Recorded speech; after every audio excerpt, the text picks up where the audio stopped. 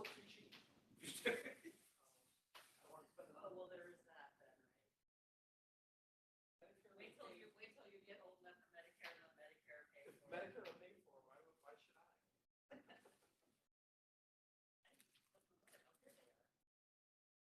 If you had your glasses up, you would have seen it. Yeah, I know, I found them.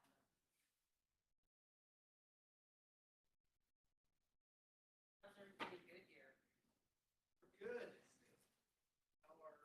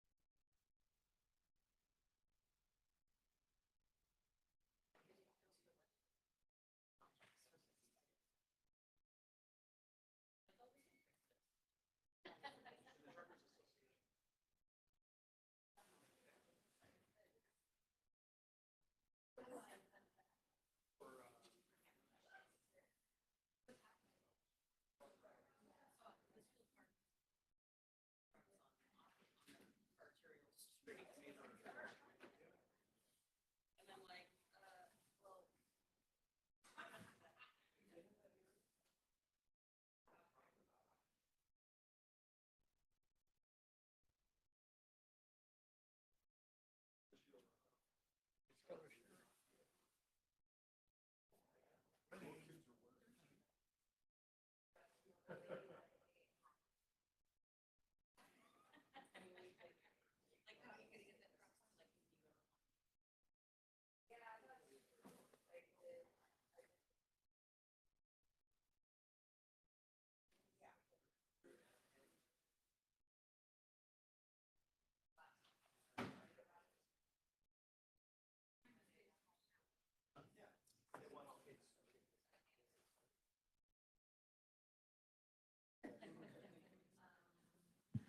My little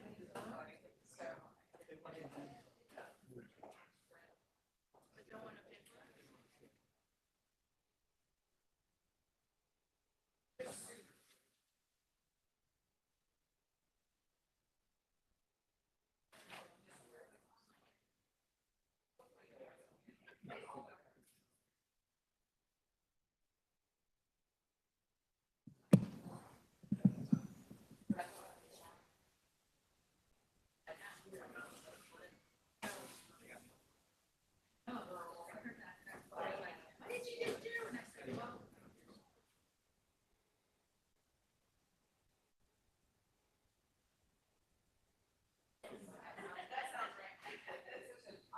Good morning.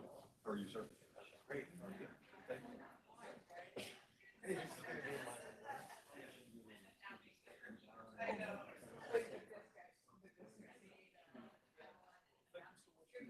Good morning.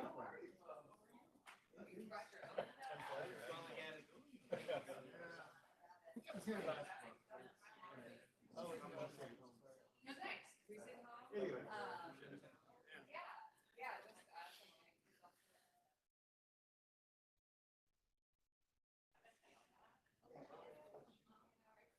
Good morning. How are you?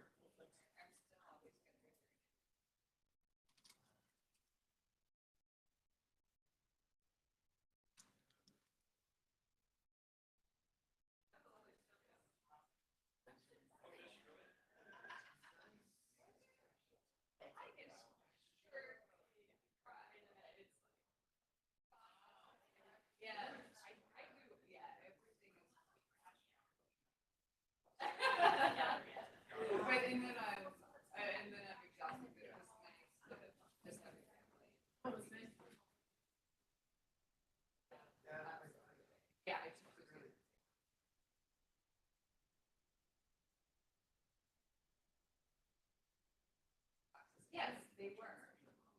I know, right? I know.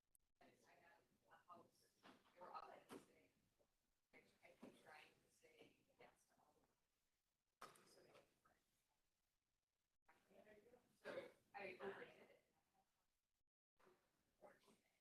Like, I was just in front. Yeah, yeah, yeah. There. I can't believe it. I can't believe it.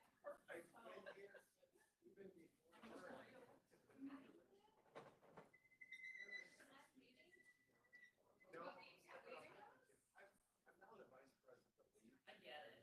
Yeah.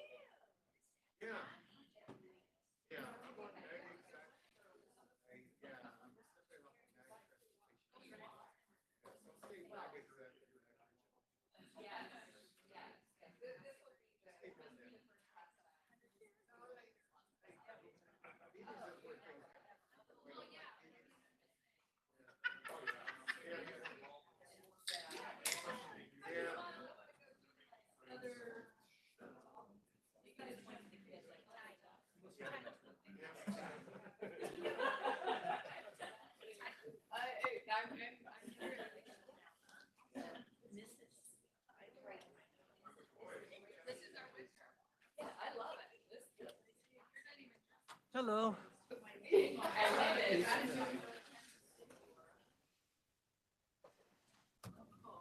freezing. Excuse me. It was actually a little colder than. Hi, can I help you? We're gonna go to the left. Okay, right where the And then- podium is. Yep, and then you're gonna go to your right, over here. Uh-huh.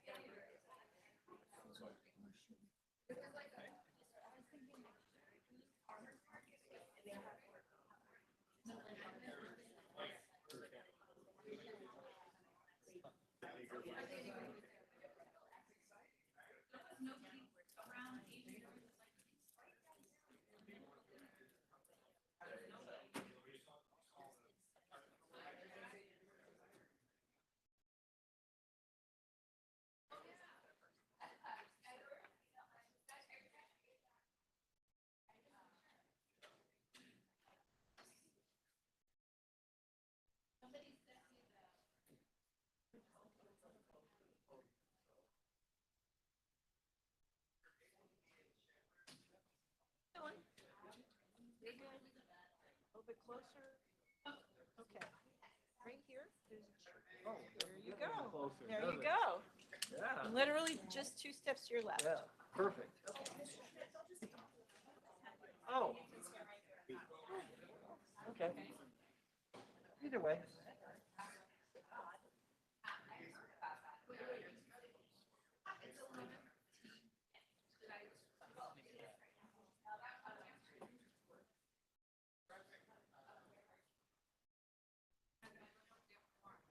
We don't have to have a quorum for the study session?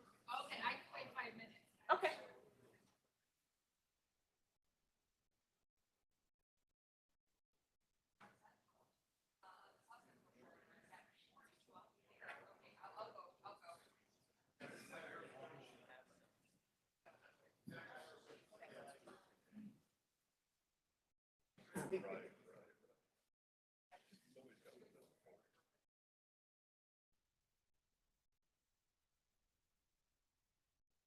There are cookies.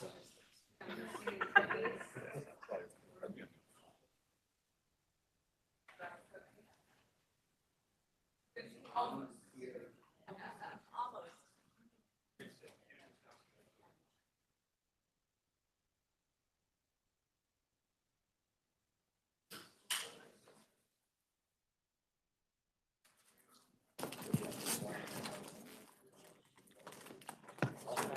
Good morning. Good morning.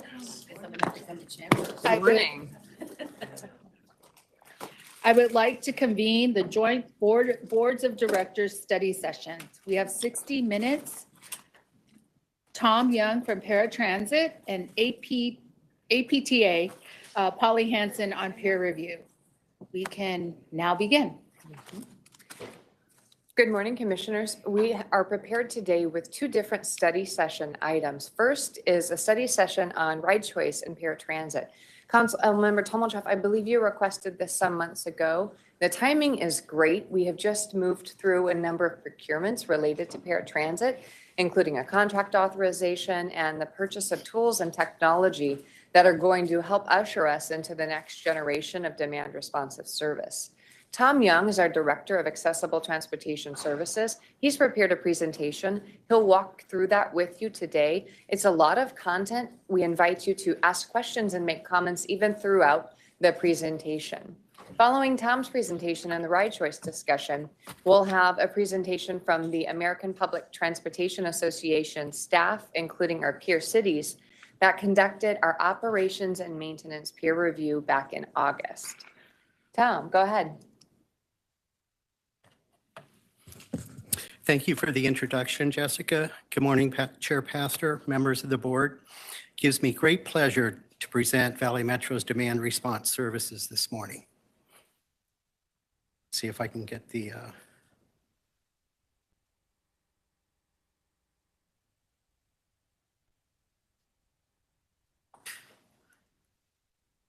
Okay, so today, now that I have the technology button down, right? I plan to cover our current demand response programs, describing right now how two different programs kind of work independently of each other. I'm going to briefly talk about some of our challenges and successes that we've experienced over the last couple years.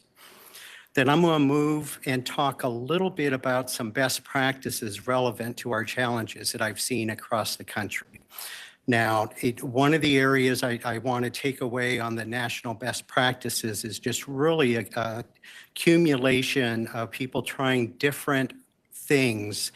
But one of the outcomes of these national practices, how people have coordinated services together and especially coordinated paratransit type services or demand response services into general public dial-a-ride type services, which today we call microtransit. And then finally, I'm going to talk a little bit about our future system updates and our road forward to implementing some new items. So to begin, I want to give a high-level outline of our current demand response services managed by Valley Metro. First and foremost is our Americans with Disabilities Act Complementary Paratransit Program. And I bring this program first only to highlight the fact that this is a federal requirement that we provide this service under the Americans with Disabilities Act. Now, the Americans with Disabilities Act is civil rights legislation. It's not transportation legislation. And it actually demands equal access for people with disabilities to public accommodations. For the Americans with Disabilities Act Complementary Paratransit, there are 6 defined minimum standards that we have to meet. And I just want to repeat real quick, I said minimum standards, highlighting the word minimum. So not to read each piece, but number 1, the ADA describe and define the service area we must provide ADA paratransit. They've said the hours and days of service, response time. They've set fare regulations. They said we must provide the service absent of constraints. And we have to be operating without regard to trip purpose. So one other area the ADA outlined is the eligibility process. They've clearly defined who should be eligible for ADA complementary paratransit and who isn't. So a couple things here. ADA says if a person can make a trip on the regular fixed route bus or light rail, they should be able to make the same trip on paratransit if their disability prevents them from using bus or light rail. On the eligibility end, I don't want to go deep into that, but the regulations say two things have to be met. The first thing is a person has to have a disability that's recognized by the ADA. The second piece of it is the person's functional abilities. It's not the disability, it's the functional abilities have to be proven that they cannot use the regular bus or light rail to be eligible for paratransit. Eligibility itself, I could spend probably over an hour on, so I'm going to kind of skip that and leave it at that point right now. So of the 18 jurisdictions we provide service for, 13 of the jurisdictions have adopted the minimum 3/4 mile service area for persons to use the ADA paratransit. 2 of the jurisdictions provide service throughout their town or city, and 1 of the jurisdictions throughout the city south of Joe Max Road. 2 of our jurisdictions do not have complimentary paratransit service only because they do not have any local fixed route or rail services. Now, one thing I am going to bring out, I talked about minimum standards. The city of Surprise does not have any fixed route or rail service. However, they have chosen to provide regional paratransit for their residents that are traveling to medical appointments or employment trips. So that's where I talked to minimum, you can go above and beyond those minimums, and that's an example of it.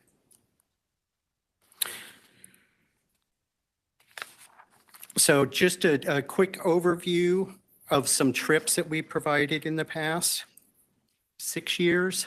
This chart right here represents July through October for each of the 6 years. So a couple items I'd like to point out is first fiscal year 2020, where you can see a slight decrease from the same period the year prior. This decrease is significant for a couple reasons. First, the city of Mesa made change to minimum service area, adopting the 3/4 mile boundary for fixed route. The individuals that lived outside of that area, they made eligible for the ride choice program, so they did not lose service. Second, the first full year of ride choice moving to a brokered type service away from the taxi script type program that operated before also assisted in providing more trips on a different program. Following the pandemic, we had almost a 51% decrease in service. And last year, after people started moving again post-pandemic, we saw about an 18% increase. However, this year that service has evened off and is not showing the consistent growth. I'm going to get into that in a few minutes on a couple reasons why we think that is occurring.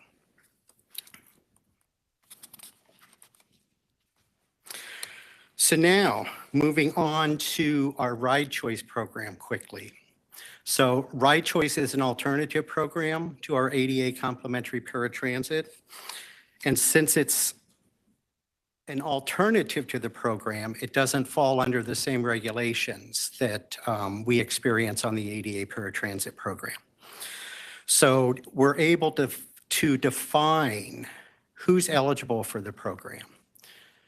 We can go beyond just the ADA eligibility. We can choose, and each jurisdiction have chosen either seniors can be eligible, some veterans are eligible in areas, some low income.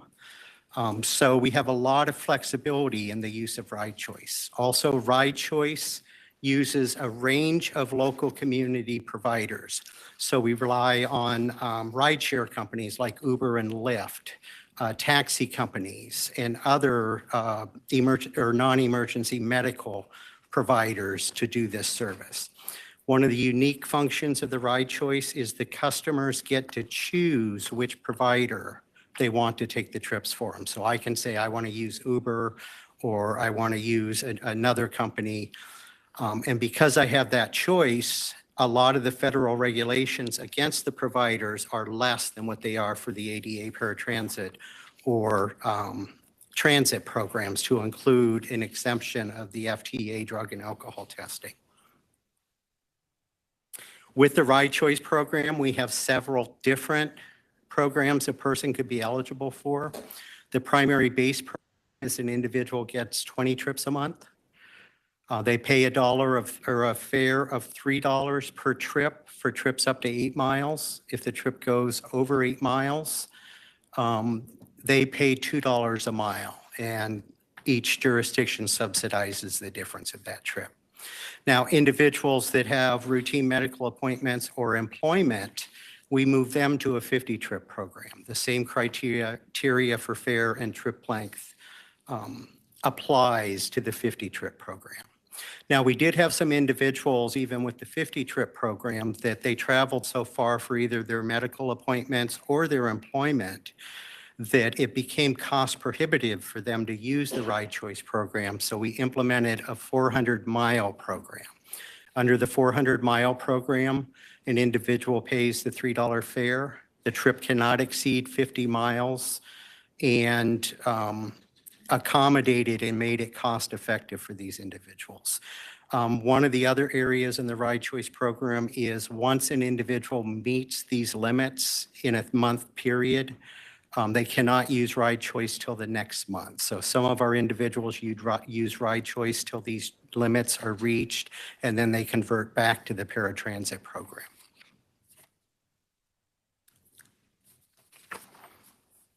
So again, we have 11 jurisdictions right now that participate in the Ride Choice program. All 11 of them have a base understanding that their individuals have to go through the ADA eligibility process, and they're then eligible for Ride Choice. We have several others that have said seniors over the age of 65 are automatically eligible for Ride Choice. And we do have one jurisdiction that has also defined certain veterans and certain people with low incomes qualify for the Ride Choice program. On the veterans and people with low incomes, that jurisdiction itself determines who's eligible and just sends us the person and we register them for the program. Again, looking at Ride Choice and the trips July through October for the last 6 years, you're going to see a lot different trend than what you saw in the paratransit program.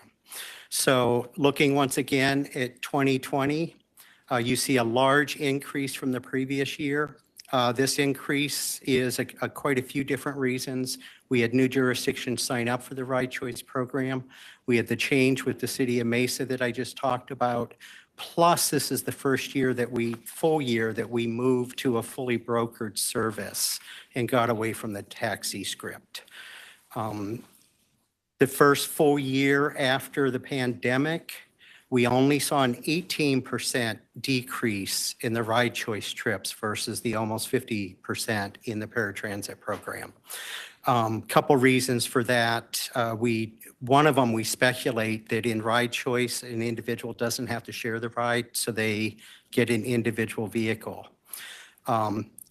Last year, our program increased almost 18%, and this year we're seeing another 14% in trips taken on Ride Choice. Very popular program. I'm going to get a little more into reasons in just a few minutes. So a few successes and challenges quickly that we've had in both of our demand response programs. First is a huge success. I was just talking about number of trips provided. You can see in this graph, the blue represents the trips taken on ADA paratransit. The red represents the trips taken on Ride Choice. So overall, the service on both our demand response systems are increasing as a whole. However, the percentage of trips that are being done by Ride Choice are drastically increasing over those on paratransit.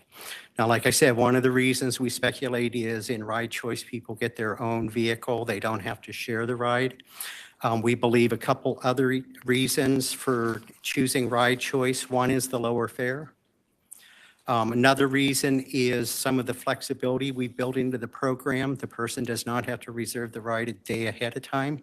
They can make a same-day reservation. They run out of milk. They have a solution to get the milk versus saying, I need to schedule for tomorrow.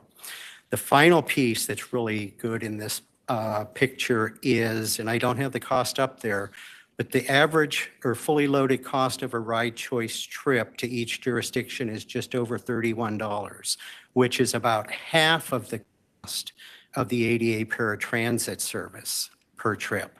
So what we've in fact done with the Ride Choice program is we're able to provide many more demand response trips at a lower cost to each jurisdiction. Did I see a question? Councilmember. Madam Chair, thank you. So there's no slide for the, I mean, the biggest thing for me is cost savings. But just if we want to bring this back for discussion with our staff, can that be confirmed and sent to me and anybody else who'd like to have that from you? Definitely. I Okay. will put that together. All right, thank you. Thank you.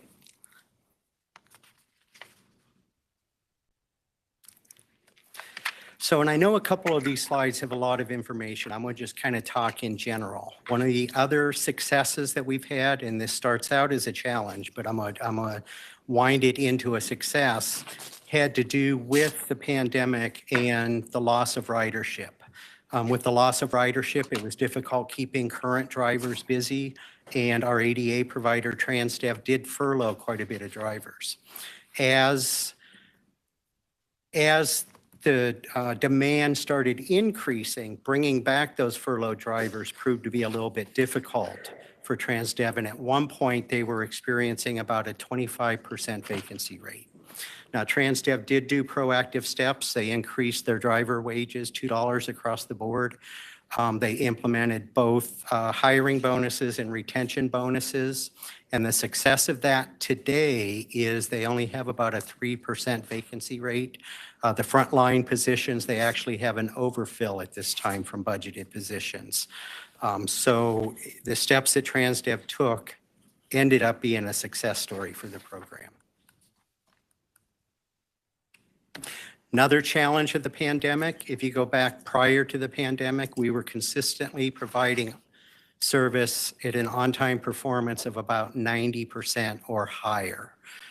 Since the pandemic hit and with the issue with getting employees to come back to work, you can see this year we started on-time performance under 80%, and it's dropped even below that, or actually under 90%, and it's dropped to below 80% in the last couple of months. We're working closely with TransDev. They have submitted a corrective action plan with us, and we're helping them identify different areas to improve the service quality for our customers. Real quickly, couple contract issues. Go back to the early 2020 or mid 2020. I work closely with our RTAG members and ATS personnel at a staff level, and we chose that we were not going to do the extensions for the TransDev contract or for the broker contract for our Ride Choice program. We worked and came up with a model change that would combine the administration of both those programs, and in doing that, we had to extend both contracts. The TransDev was only a 3-month extension just to kind of make sure that any transition we'd make was not in our hot summer months. As we worked through this, we got board approval on our Ride Choice broker. At the last minute, they said, yes, we'll extend this contract, but we need about a 42% increase in our rates. Make a long story really short, they couldn't prove that their losses they were taking was directly related to our contract. We could not justify with them that increase in rate, so they said, I'm sorry, we're not going to extend the contract then. At that point, if we'd have put an RFP on the street, we would have had a large gap in service for Ride Choice, so we did a non-competitive contract for 1 year with MJM Innovations, who had managed the program prior to that. We also put the original administrative RFP out on the street, and after going through that process, we did not have a competitive procurement outcome at that point. So we chose to extend TransDev 1 more year, do some work on the RFP, and put that procurement back out on the street. So as we're going through all of this, our Ride Choice providers also ran into some head blocks with the pandemic. Many of the providers were having a difficult time recruiting drivers. We actually had 3 providers go out of business. One provider chose to no longer service in Arizona and moved their vehicles to their home state. We also had one provider that tried to get 120% increase in their fees, which we declined, so they chose to stop providing service. So at the time MJM took over the brokerage, we were down to 8 providers, with a few of those having accessible vehicles for people using assistive devices. Let's roll it forward to today. Moving that challenge to a success story. Today we have 16 ride choice providers. 13 of them are providing accessible vehicles with a total of 121 accessible vehicles throughout the valley. We're continuing to work with additional providers. Lyft has agreed to rejoin the mix, which gives us more ability to use, or for people that are ambulatory on lifts, so that we can concentrate the accessible vehicles on people that use the assistive devices.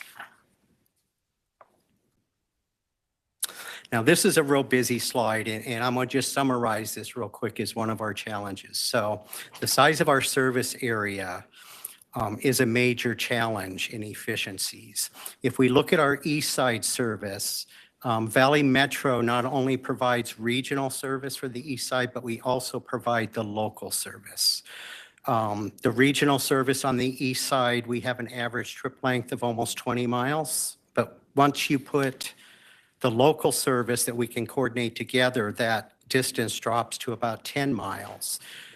So right there, we automatically add not only service efficiency and can coordinate the trips better, but also cost efficiency with the higher volume of service. The rest of the service area that we don't provide the local service with the regional service, trip length is about 35% longer. Therefore, the cost of that service and the efficiencies provides more challenge. One other piece in our service area, like I said, 13 of the jurisdictions have provided the service area just a minimum ADA requirements at 3/4 of a mile. The communities that have gone beyond that, it's great that their residents get the service, but it has also created some conflict with us explaining this to customers. So somebody living far south in Gilbert gets ADA paratransit service and they can travel to Peoria to see a friend. That exact same friend living in Peoria cannot take a paratransit to visit into the South Gilbert area because it's outside of the service area. So some of the inconsistencies in service area has provided lots of challenges for individuals. National best practices. And once again, I'm going to bring these up because there's some opportunities for changes that we have here in the Valley that could help us moving forward. I've taken kind of examples from all the way across the country. This is just a quick summary, but I'm going to move into a couple of the specifics. Up in the Pacific Northwest, Kitsap County, Washington. Kitsap County sits on a peninsula across from Seattle and is basically a bedroom community of Seattle. It's a combination of an urban, suburban, and rural community.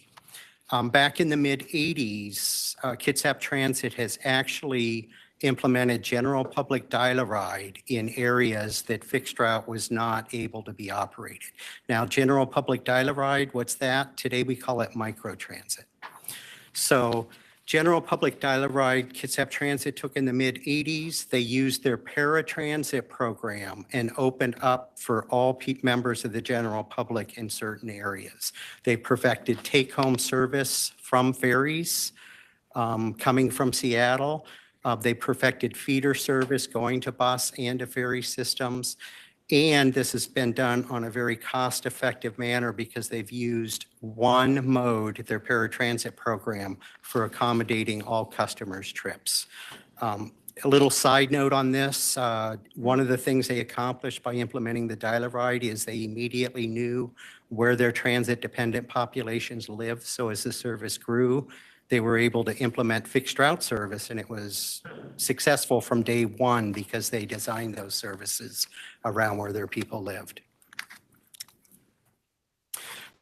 Pennsylvania. Pennsylvania has a couple examples I'm going to use, but the one is they've really perfected human services and public transit funding coordination.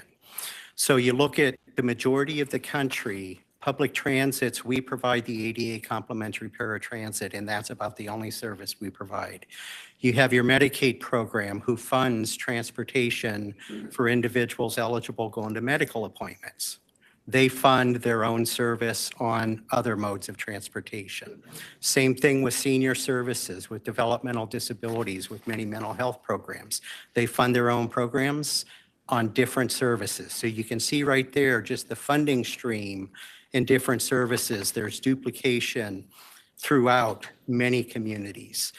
Pennsylvania has taken and coordinated those funding sources and developed community providers in each county to where they have one provider performing the trips no matter what the funding source is. In the counties that have public transit, those transits have become the public or the community provider, and the ADA trips are also combined for added efficiencies. Also in Pennsylvania, their state DOT established a transit coordination consolidation plan. Recently, over the last couple of years, a couple examples here, we have 4 medium-sized transit agencies that actually consolidated into 2 regional transit agencies. The first one to accomplish this actually saw lots of cost savings. Most of it was in staffing. However, just imagine you have one CEO versus 2 CEOs. You take your human resources department, your planning departments, finance, and you combine them together, and there's been a large savings on the reduction of FTEs. However, the same services are provided on the street.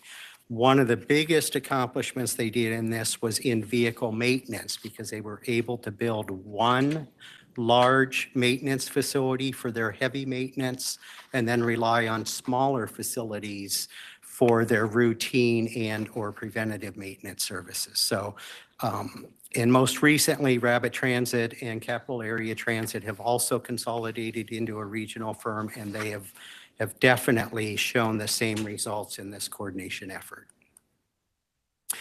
Jacksonville, just real quickly, they just put an RFP on the street for their paratransit program. Part of that program requires the successful provider to start mingling their paratransit ridership with their microtransit. So once again, another example of using an established demand response system and going beyond just the ADA eligible and doing the transportation services. Jacksonville's also introducing a new app that improves access no matter what mode of service you're using. So if you're using fixed route and transferring into one of the demand response programs for microtransit or paratransit, the same app gets you everything. Denver RTD has been piloting with Uber the use of wheelchair accessible vehicles. They've actually worked with MV Transit at this point. What their MV Transit is bringing the accessible vehicles to Uber, and what they've set up initially through this design, it models a lot like our Ride Choice program. Dallas Area Rapid Transit, this is just another great example of microtransit that is serving as feeders to rail and other community services. They're moving forward with this using their paratransit system and microtransit customers on the same vehicle, which increases the efficiencies. Future system updates. Just real quickly, I'm going to hit how we do service today and what it looks like. So I already hit Valley Metro. We have 2 different demand response services. They're run separately, our Ride Choice and Paratransit. Also within the Valley, we have 3 other public agencies, the City of Phoenix, City of Glendale, and the City of Peoria, that also operate their own services within their city limits. And then we have an additional approximate 87 human services agencies that provide paratransit type services to their own participants of the program. So right there, there's a lot of service being offered in the Valley. So I'm going to just talk real quickly about the steps that Valley Metro is going to be taking to hopefully move us into the future and accomplish some of the same goals that we just went over with the national best practices. So first step right now, as I've mentioned earlier, we're combining the administration of the Ride Choice program and the paratransit program into the same place. So customers needing a Ride Choice trip or a paratransit trip will be calling into the exact same place. The staff will be able to educate the customers on both programs. Say, you know, Ride Choice may be better for you today. Paratransit may be better tomorrow, depending on where you're traveling.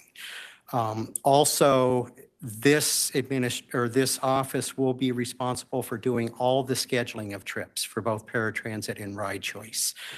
So we're hoping to gain efficiencies by having an agency looking at the administration of both of them. Secondly, Valley Metro will be contracting separately for the dedicated paratransit provider. This model was chosen on purpose. The firm that is awarded the contract for the administration will not be allowed to be a service provider, a direct provider, which should eliminate what happens today of I'm taking all the trips that are cost effective and short, and I'm going to send out all of the expensive trips just so I can make the profit. So we're really looking forward to this model. The second piece this model is going to do is that joint administration, we will be building the tool here at Valley Metro to be able to manage any demand response program, whether it be microtransit, whether it be Ride Choice, paratransit, or anything else that comes up in the future. So we're looking ahead a couple years down the road and saying we will be able to manage any demand response program and hopefully coordinate with bus and rail in doing so. So how do we get there? We, as Jessica said at the beginning, we currently are in the process of procurement on both the administrative services and the operations and maintenance. We're in the evaluation stage, and we should be coming back with recommendations for award of contracts by March of next year. 2 months ago, we received approval from you to enhance our scheduling and dispatch system. This enhancement is going to allow customers to make reservations, to check on their trip, to get notifications on where their vehicle is without having to pick up the phone and call a staff person at this point. In addition, the software is going to give people the ability to pay for their fare electronically and not have to carry cash onto the vehicle and pay the driver as they get on the bus. We're also working with our software vendor right now to enhance the scheduling and dispatch programs so that we make sure we can adequately accommodate any microtransit or alternative demand response programs. And then we're looking at the cloud-based system of our software vendor so that we can start sharing some of the commonalities like our map files, our client files with the other jurisdictions that use trapeze so we don't have this double, triple input of information that we experience today. So our outcomes, once again, is one, we want to improve the service quality for our customers in the Valley. We want to enhance the cost efficiency and effectiveness of the services for the jurisdictions so we can continue to offer the services we have today and hopefully in the future, even more services. We want to provide a tool that'll help coordinate with the other jurisdictions that are currently providing service today. And we want to be the solution for demand response services throughout, ensuring that we can accommodate the growth of the Valley. So at this point, I know I just threw a whole bunch of information out there. I can take some questions. Are there any questions? Councilman Stipp?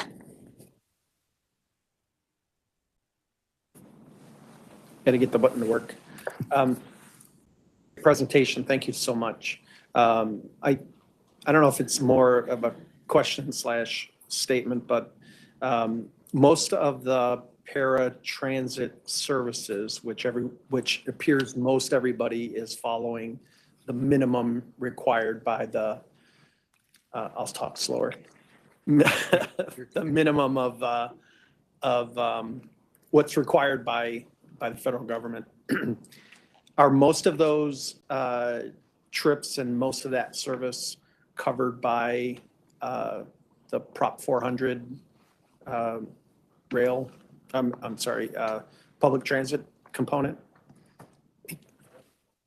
I almost have to look at finance. I would say Yeah. the majority of it is most of it is through the allocations to the local jurisdictions, and then the fares.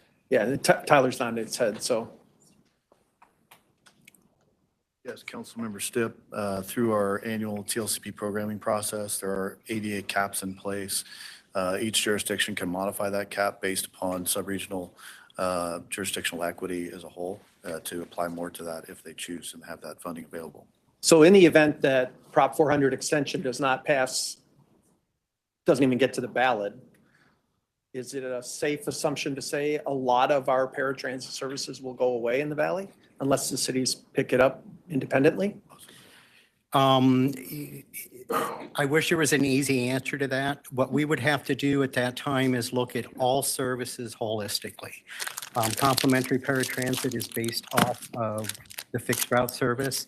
So we would have to say, what fixed route service can we afford to put out there and support the complimentary paratransit? So it would become a complete package deal at this point and what we could afford without it. Let me simplify that response. So the Prop 400 proceeds fund the majority of the operation of our regional bus routes.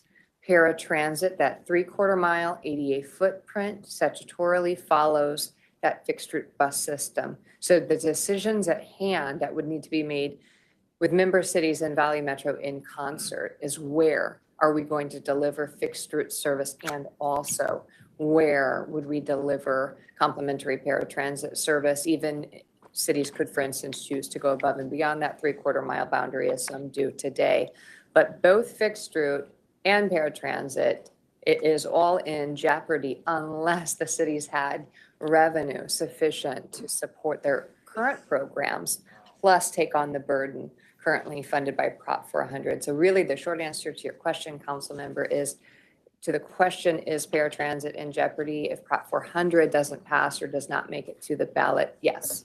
Okay, and I think that is really important for, and I'm looking at the screen to see who's not physically in the room, and there's not a lot of other board members participating in this, but I think it's important for those that may read this in the minutes later to really understand, because a lot of us sitting here, and I'm going to say us because we are one of those cities that have very limited locally supported transit, that the importance of this Prop 400 extension going through is really significant to all of us who rely on those regional fixed route bus services, which then provide the paratransit and ride choice services. So I think it's incumbent upon each of us as board members to really understand what that means, as we have, Prop 400 is not just about roads and light rail. It also gets to this point, and that was kind of the soapbox that I wanted to stand on. So thanks. Sorry. Go ahead, Mayor Harkey. I defer to the esteemed Councilmember Tomachon. Oh, thank you so much, Mayor Harkey. I appreciate that. So the version of the Prop 400 extension that was delivered to and approved by the legislature in this last session had the paratransit basically coming off the top. That's the level of importance that the region gave funding for paratransit, was this is coming off the top.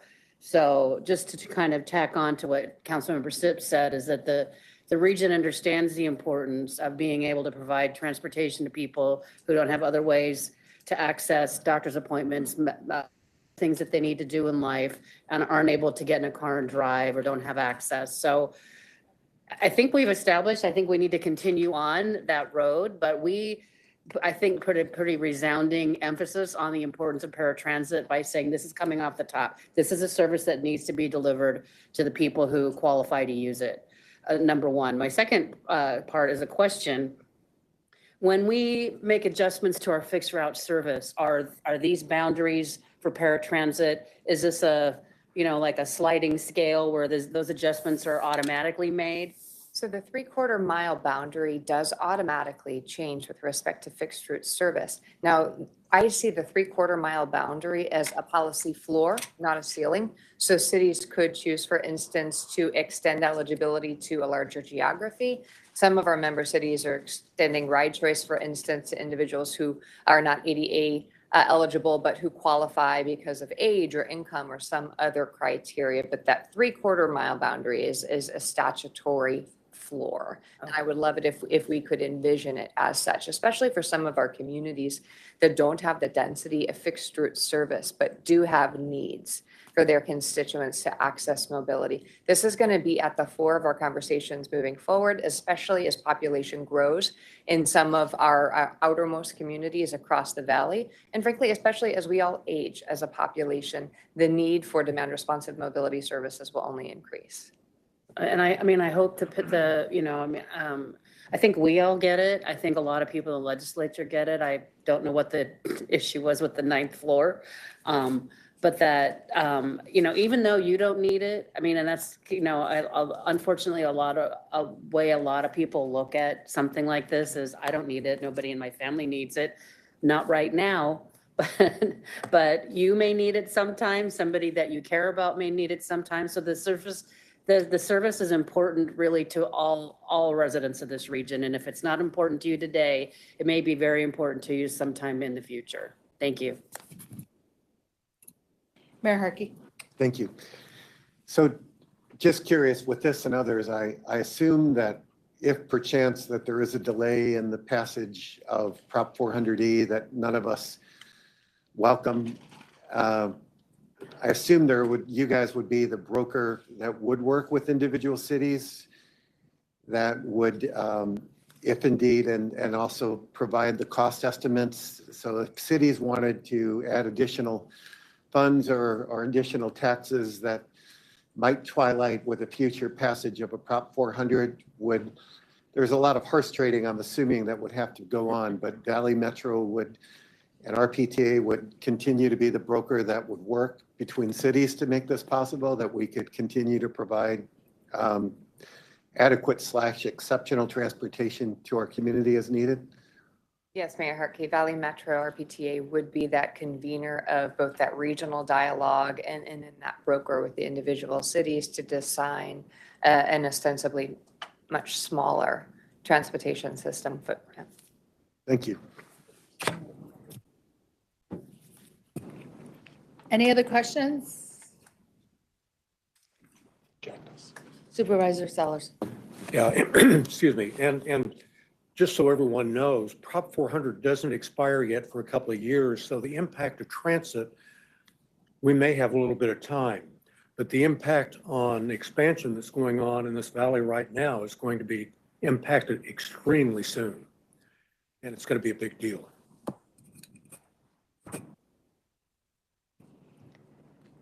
Thank you for your presentation. I don't think there's any other comments.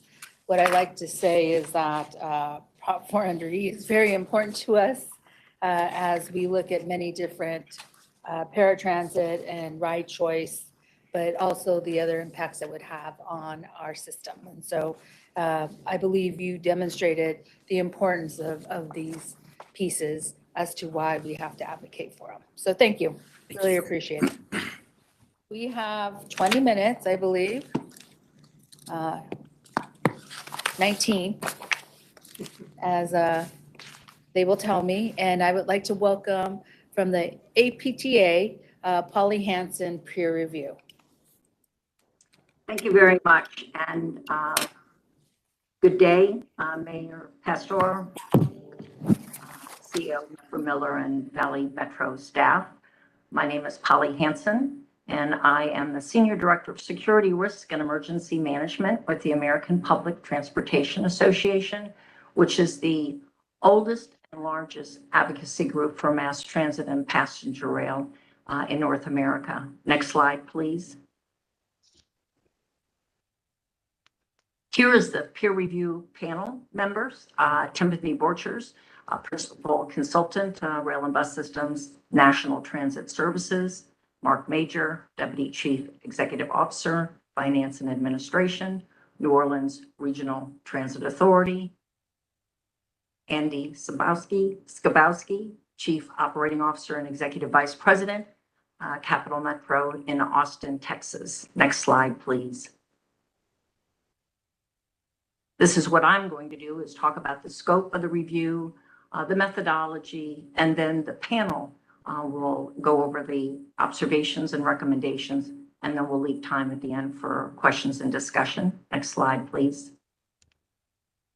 So the peer review methodology, and this was in your packages, one of the many things that Metro does. It's very well established and a really wonderful resource to the industry. Not uncommon for a new CEO, general manager, to request that APTA come in and look at an issue, concern, a topic that they've identified. How APTA does this is we reach out to the industry, to highly experienced and respected professionals who provide their time and support the scope that's been identified. This panel, as the CEO indicated, conducted the peer review in August, the 21st through the 26th. I think it was only 110 degrees then. And we did field observations, a series of briefings, interviews with staff, and also stakeholders, and then put together what you're going to see in a couple of minutes. Next slide, please. I'm going to go over some of what we were asked to look at. And it was to look at the bus and rail services and management of contracted operations. Next slide, please. Which also included the technical and managerial expertise and capacity of the operations division to oversee and lead the operations and maintenance functions, both contracted and internal. The collaboration within Valley Metro divisions, policies, procedures, practices, tools that the agency's staff uses, and the contracted services oversight. And then once again, looking at contracts and provisions to enhance performance, oversight, and accountability. Next slide, please. And now we're going to get into the general observations and recommendations, and I'm going to turn it over to Mark Major. Thanks, Polly. Good afternoon, everyone. It's a pleasure to be before you today. Before we get into the specifics of our review, meaning bus and rail, there were some general observations that we just felt compelled to bring forward to this team.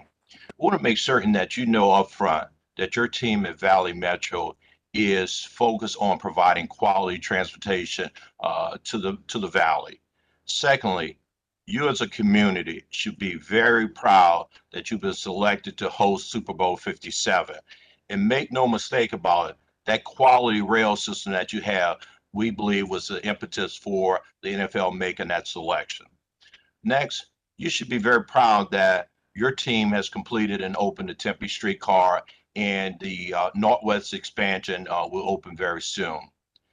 And then lastly here, we want you to know, and I've been in this industry over 40 years, that the CEO that you selected, Jessica Mefford Miller, has been, or the member cities clearly told us, we think you made a great selection. So we just want to say that to you, members of the board. Next slide. However, we want to be very, very clear. And this was observed while we were there on the ground. The relationship with your member city is very strained. Member cities are very strained at this point. We think the team needs to be a little bit more focused on quality bus service to meet the needs of those member cities. At the time when we were there on the ground, the city of Tempe had expressed their intention to self-operate their bus system. Understand there's been some changes there, but while we were there, it was very clear and was very told to us directly that Tempe was looking into the possibility of operating their own bus system. Just listening to your previous speaker and the discussion there, everybody's aware that the governor previously vetoed Prop 400 and it didn't make it to the Valley. What does that really mean? As I understand, it's about $250 million that's generated annually.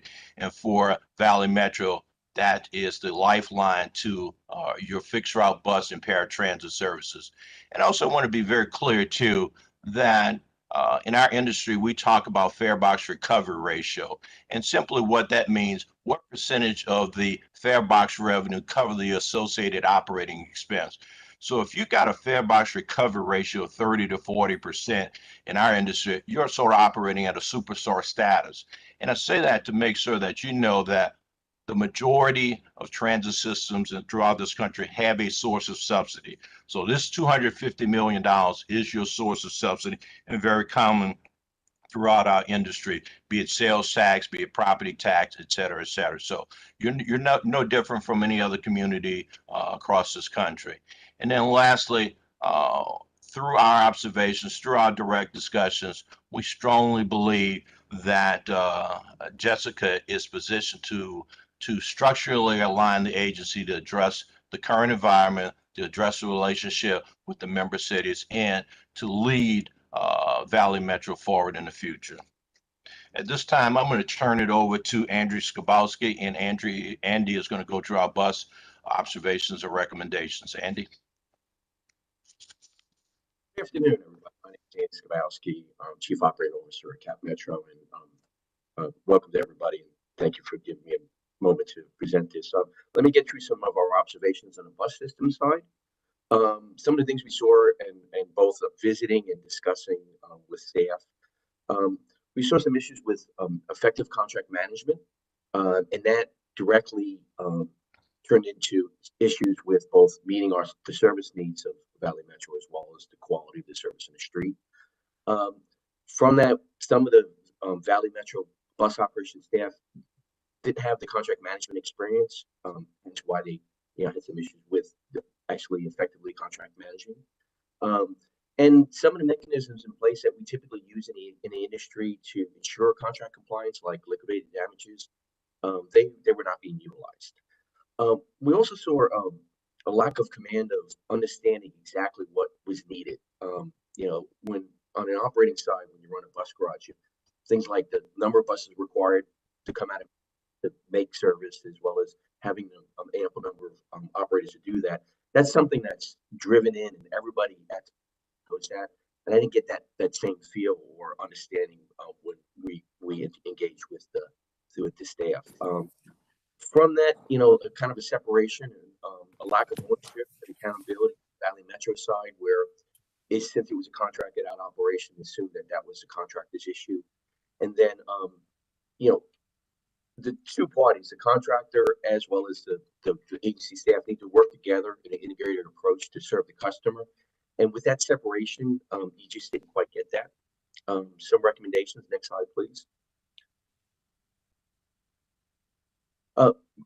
Give that existing staff some of the contract management training required. Bring that to the table. Get some staff trained up. Make sure that everybody's familiar with the FTA requirements of providing service. Utilize all your contract tools. If there's things like liquidate damage in a contract that are there as a tool to ensure contract compliance, utilize them. Ensure staff embrace. Everybody needs to know that we're here to move people, and we're here to fix buses, to put operators in seats, to go out on the street, and to Excuse me, assist the community. I'm sorry. Andrew, you're breaking in and out, so we're having difficulty hearing. I don't know. I'm assuming everybody's muted, but we hear bits. It's choppy, I guess is what I want to say. I will slow down a little. Would that help, you think? Maybe a little bit, but Pat? Andy, can you try muting the speaker on your laptop? so that you're speaking directly into just the microphone? I muted this. Did that help? Okay, try again. I reduced the volume on the speaker. Did that help? That's not working either. Yeah, you're garbled, Andy, and your volume is low. Why don't you give me a minute and skip me and I'll set up an ear set. Okay, Headset and see if that'll work. all right, thank you. Well, so I'll go off picture. Hello, my name's Tim Borges. If we could have the next slide, please. And my area of expertise mainly is rail operations, light rail and streetcar. So it was my third visit to the system and the maintenance facility. And as always, it's very clean and well maintained. The infrastructure is in a good state of repair. That is the buildings, the track, the overhead contact system, the substations. It's all in a good state of repair. An unusual feature of a system that's expanding its track and its routes is that the infrastructure at the rail maintenance facility is normally last attended to. In this case, the agency is well ahead of the game. The expansions at the rail maintenance facility, the additional storage tracks, but also the support services for cleaning, track work, electrical services, that's all in place ready for the operational extension. The service being operated directly by Valley Metro staff is acceptable. It's neither in the super good or the super poor category. It's a fair operation. The comprehensive long-term maintenance strategy, which we'll talk about in a moment, may require further planning. It's very important not just to understand the maintenance requirements of a light rail or streetcar system, but also the requirements to finance those works. Spare parts were not available for two types of rail cars. Now you're operating the Kinky Chariot cars on the original system. You've increased the fleet size by using the Siemens S70, which is the standard light rail vehicle platform for North America, and also the Brookville Liberties. More cities are using Brookville Liberties than any other streetcar in the States. But there's no spare parts available. Lack of effective contract management of oversight of rail operations. As Ronald Reagan said, trust but verify. And that goes the same with contractors or consultants. You'll get the best work out of them if you provide the correct oversight. Next slide, please. So the recommendations is to provide additional contract management training. Now, the contract management training will also educate the staff on what systems are needed. Now, you are very fortunate, the first speaker, is to spoke about best practices. The best practices for oversight management, in fact, a European standard of practice, is being practiced by the City of Phoenix. We were fortunate to interview and become familiar with their oversight standards, and it may be worth getting copies of their documentation and editing them to suit. So a similar standard for oversight could be used at Valley Metro. There's a need to increase familiarity with FTA requirements. What is required to operate a rail system, operationally, maintenance-wise, and safety-wise? Plan, develop, and cost out a long-term maintenance plan. So this is called a TAM plan, a Transit Asset Management Plan. It's required by the Federal Transit Administration. It shows you what physical equipment you will need to maintain the system for its life, but also it'll give you the jump on the finances, because often grant funding has to be applied for well in advance. And that TAM plan really needs to be well developed to ensure the fiscal security of the rail systems. Encourage the staff to embrace the 4 parts of a rail operation, and they are plan, build, operate, and maintain. All have to be done for a successful rail system, and ensure staff ownership of service reliability and difficulties. There was very much well, that's not my area, that's the contractor should have done that. Well, there should have been correct oversight of the contractors, or planning should have done that, or somebody else. I think the staff have to have ownership of the service reliability. Next slide, please. So the safety culture observations and recommendations. Next slide.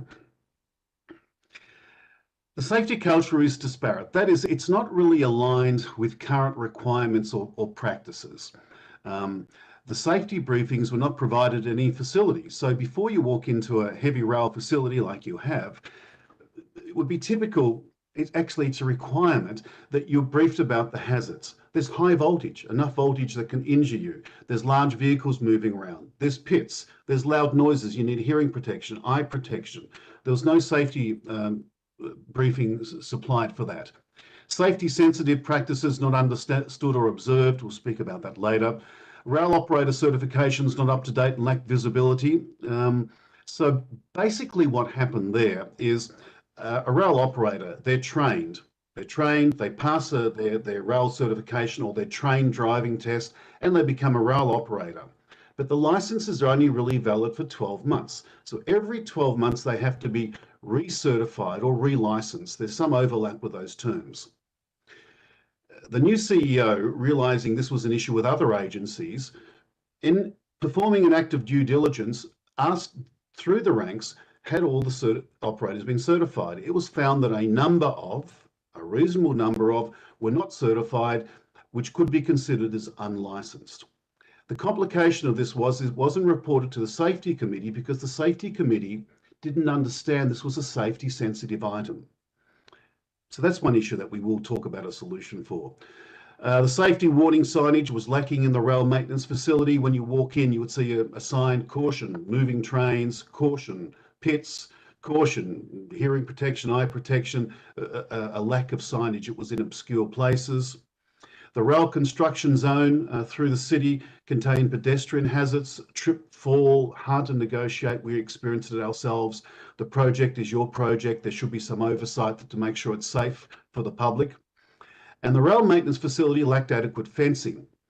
That is, a rail maintenance facility normally has 1 or 2 tracks where the trains come or the streetcars come in and out. Now, typically all over the world, that track is protected by a gate.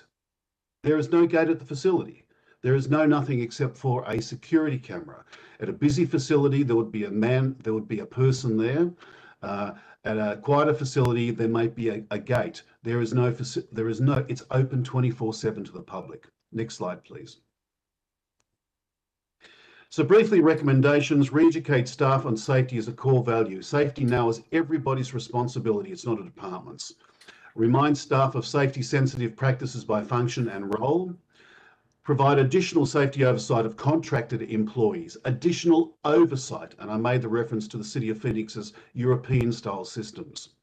Update the threat and vulnerability assessment of rail maintenance facility. See if it's safe enough to operate without a gate 24/7. Ensure that there's enough cameras, ensure that there's enough lighting, and also re-examine the construction sites regularly for hazards to the general public. And I believe it's Mark's next. Oh, yeah.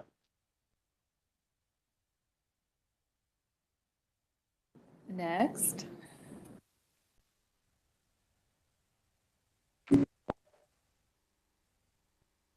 Mark, are you there? Sorry, I was still on mute. We want to provide some general observations and areas of customer collaboration that we think Valley Metro should focus on. Next slide, please. We want to make certain that there's a true partnership with the member cities.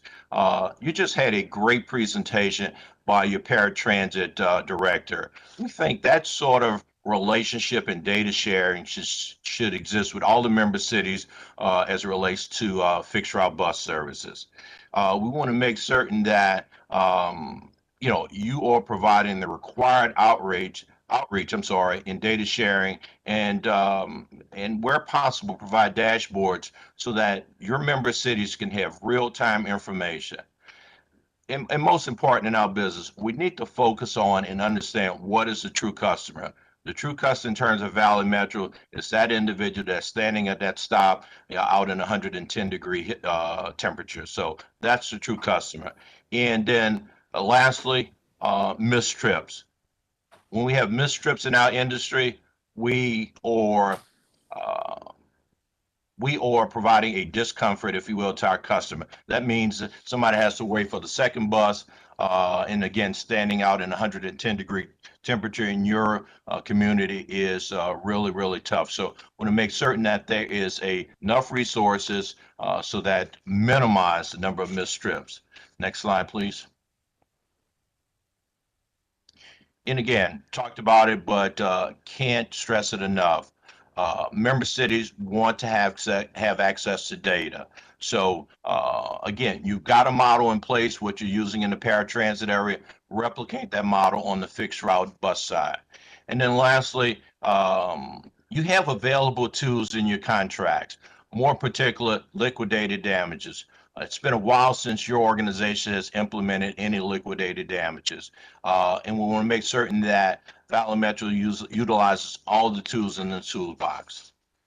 Next slide, please.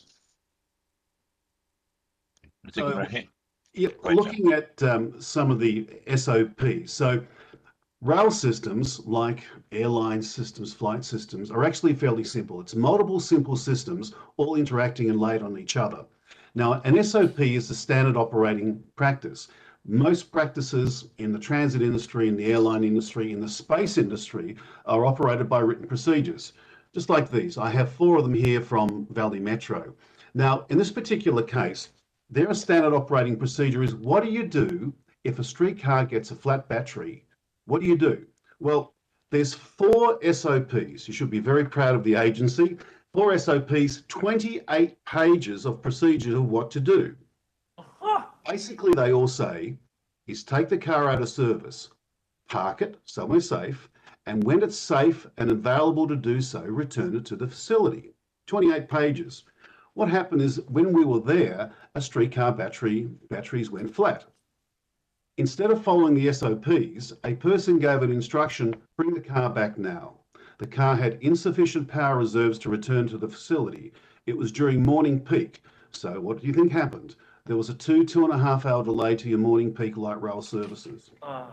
The agency should be very proud that they have such well-documented procedures, but the agency should use them.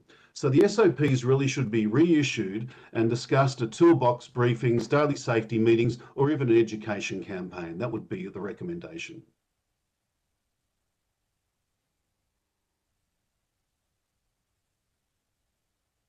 This is Andy Skabowski again. Can you hear me now? Yes, we can. Okay, I apologize for my bad connection. I hope I'm going to actually go back to the bus system and just kind of hit my major points real quick, and then I'll take on the other observations if we could. So. Okay, thank you. All right, thank you, and I apologize again. I like technology works great till it doesn't work. Okay, so looking at the bus system, just some general observations as we actually visit the locations and talk to staff, was we saw a lack of effective contract management, which ended up resulting in issues meeting the service needs and qualities of the day. Some of the Valley Metro staff and bus operations seem to lack some contract management experience. They're, like I think has been mentioned by a couple of us, some of the mechanisms they have in place to ensure contract compliance were just not utilized. Liquidated damage is a perfect example. There was a lack of command of understanding what the needs of the day were. And it can be broken down in real simple terms. You need so many buses and so many operators to put service on the street. And in a typical bus operation where everybody understands what's going on, everybody is aware of that goal and shoots for it at least on a daily basis. So we saw some holes in that where people really didn't have a good, clear understanding of what the needs of the day were. And I think that was caused by a little bit of a lack of ownership and accountability on the Valley Metro side. And that sometimes that happens between an agency and a contractor arrangement where it's the contractor's responsibility, but it's actually the agency's responsibility to put service on the street. And then that lack of integrated approach to serving the customer. We're all responsible for putting the bus out there to serve that customer waiting on a corner and getting them to where they need to be. Next slide, please. Some base recommendations from that. Provide contract management training. Take the staff that's there that's working hard and give them the training they need. Make sure that everybody's aware and familiar with FTA requirements. Use your contract tools. If you have tools in the contract that help to ensure contract compliance, use those tools in place. Encourage staff to embrace Valley Metro's mission. You're there to plan, build, operate, and maintain a safe regional system and serve the customers in the community. And ensure staff has ownership of issues. That everybody, it might be a workforce shortage for the contractor, but as an agency, we need to work together to try to solve those workforce shortage issues. So as an example. Moving on down the slide to my other slides of, I think slide number 24.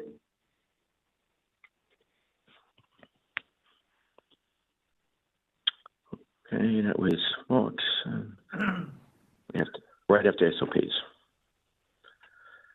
A couple more overarching recommendations and observations. The TSA requires actually an agency has highlights the need for cybersecurity for mass transit and passenger rail throughout the United States. It is an element no matter in what system you're operating in, be it getting into Windows to send an email or train control in a control center. You have to have cybersecurity as an element to what you do. I would recommend that, and the team would recommend that that an audit is performed of both the IT and something called OT, the operational technical side of it, which is like the train control systems and everything associated with that. That an audit is conducted of that system and to determine where Valley Metro sits on the cybersecurity for both hygiene of that system as well as maturity of it. Next slide. Emergency management. As part of your transit agency safety plan that the FTA requires, you got to have emergency management plans, responses, and coordination with, allows you to coordinate with your local, state, and federal officials when something happens. Typically, a lot of agencies of your size have a person who's responsible for that.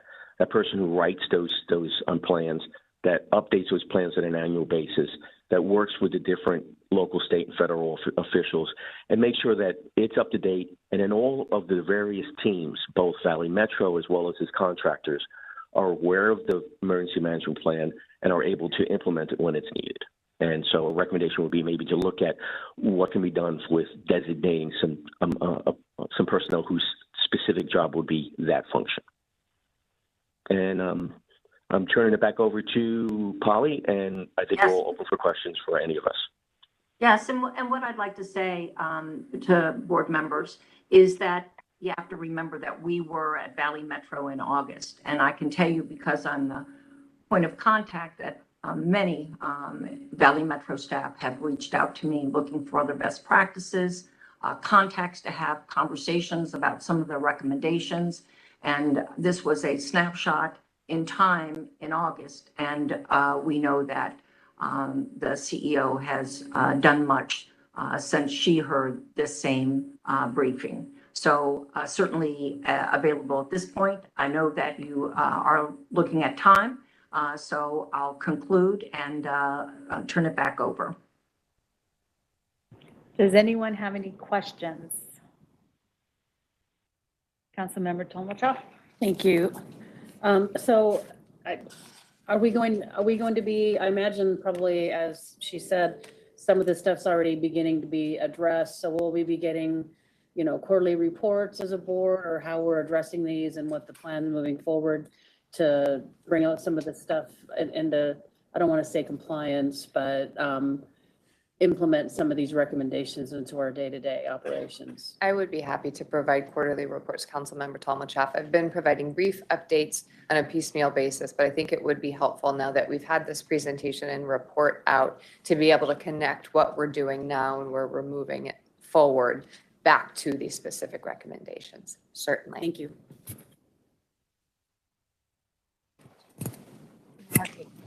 So, and I think I might have missed this point, but I know that you all did the study in August. And so how long have we been working on this to be correcting these items? I'll take that if I may, Mayor Hartke. We've been working to improve some of these performance areas. In fact, since before the peer review was conducted, I requested the peer review of APTA shortly after I arrived here in Phoenix, realizing that we have some challenges that we need to work through and overcome. Since that time, we have been rebuilding and redirecting our operations and maintenance teams. Next week, you'll see posted that, and we've talked about some of this before, 2 senior leadership positions within operations, including a chief of transportation and a chief of maintenance. We will carve out some of our existing positions and make them more focused on performance, accountability, customer experience, and stakeholder relationships. We haven't historically had a large footprint for contract management housed within operations. And of course, we have a number of very large operations and maintenance contracts coming out of that division. Will actually be led by procurement. We have a new chief procurement officer coming on board shortly and nested within operations. So that contract management and contract oversight is a function we haven't had there that we're building now. And the same is true for performance analysis. So performance data is coming from contractors today and going to operations staff members. We haven't historically been analyzing that performance management data, acting upon it, and making adjustments and changes as we should. We've begun that process, and actually in the CEO slides, I've got a brief report out on our progress on the East Valley contract, and I'll share some of that progress with you specific to performance. Some of the longer term items that we're working on, we are actually currently scoping an operations technology, a cybersecurity audit that'll be happening early in calendar year 2023. Sabrina Beckstrom, our chief audit officer, is leading that effort. We're also engaging APTA in a specific safety and security peer review. That's going to occur in 2023 after we get through the Super Bowl season. So we sort of scratched the surface on safety and security in this audit, but we're going to do a deeper dive with Adrienne and her team. Adrienne and her team has also already availed themselves of some of the great resources APTA has to offer. Next week, we're fortunate enough to actually be hosting the APTA biannual Safety and Risk Conference. So we're going to enjoy having Polly back on site and working with our team and our peers, moving through some of these best practices. So a lot has happened. Some of those have netted immediate results, and I'll share some of the performance improvements in just a minute in my CEO comments. And then some of them include team rebuilding and restructuring some of the resources we have, focusing our positions more deliberately so that we can achieve the results that we aim for. Thank you. Anyone else? One last question or observation, really. Data sharing with member cities lacking. That's concerning to me. Yeah. Only because I didn't realize we were lacking.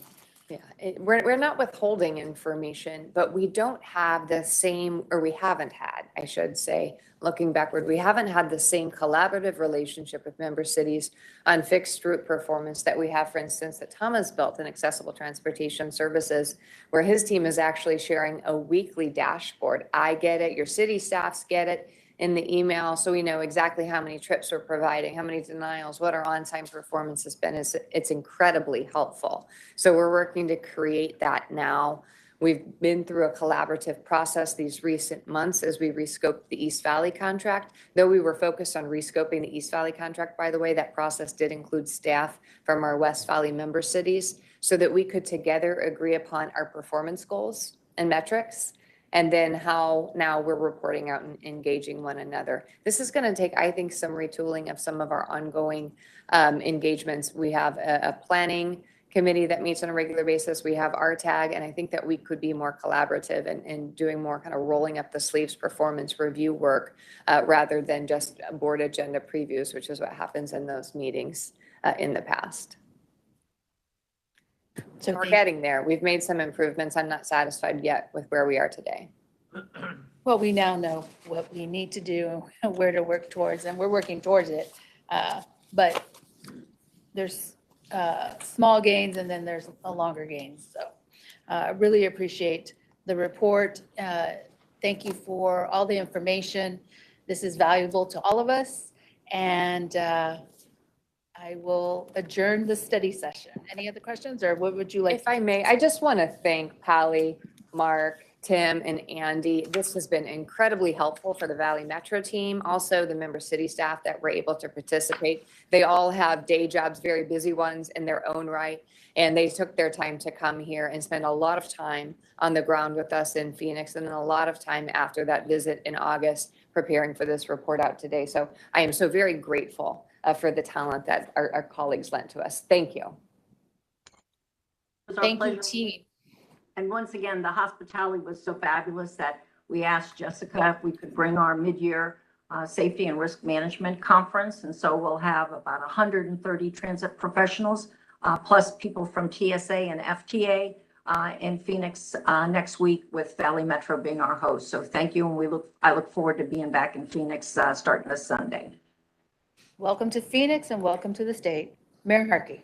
We hope you enjoy the weather better this time of year. I do have one more question.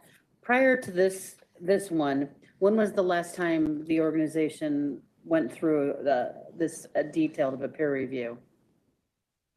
To my knowledge, I'm not certain that we've ever undertaken an APTA peer review, and I'm looking to staff in the room who have a. We have, but it's been several years and it was in the planning. I've been here. Okay, so Pat mentioned it has been several years and it was focused on planning.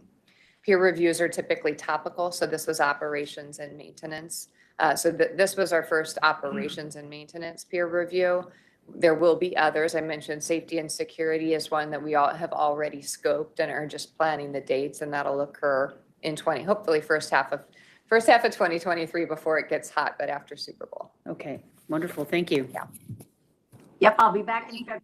So we figured that we would let staff certainly get through the Super Bowl, because the folks that we would be looking to interview are really planning a major event. And once again, Mark highlighted that in his positive comments, and we don't want the positive comments to get lost through some of the, really open notes about areas of improvement. But the city, and I happen to have been the Amtrak chief, so I did the Super Bowl several places. And so I know from a special event planning perspective, Phoenix would not have been asked to do it again so soon if you didn't have the robust systems that you have to move people to the NFL experience, and then certainly the game. So congratulations on that. And once again, we do want to commend staff. People were positive and do, want to provide the service. I think sometimes, particularly when you have some of the same managers in place for a tenured amount of time, business just gets done the way it is, and it's not uncommon. And we commend the CEO for bringing in folks, peeling back the onion, and then having an honest conversation with the board, which is going back to the whole issue of sharing data and transparency. So thanks again for having us, and I look forward once again to coming in February and then being there next week. Thank you. And of course, the Super Bowl is a highlight of our state, Glendale, Phoenix, and many other cities. So really appreciate it. Thank you. I will be adjourning the meeting, and then we will start our next one in 5 minutes.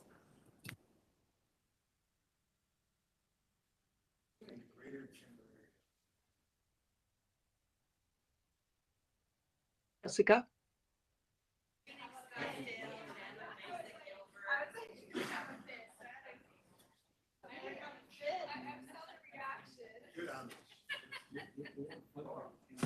Pat, are you on? This is Jennifer.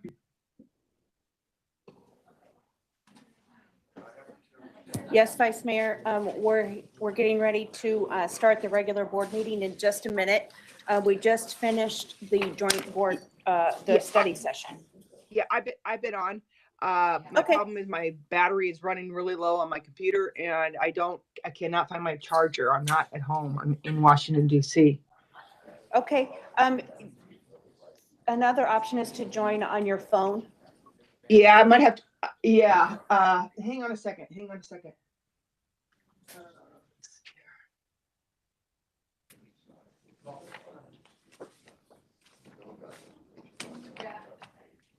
Yeah, Pat, I think I better join on my phone. Let's see. What do I go to? Teams? Hold on just a minute, and I'll connect with you off the WebEx. Okay, sounds good.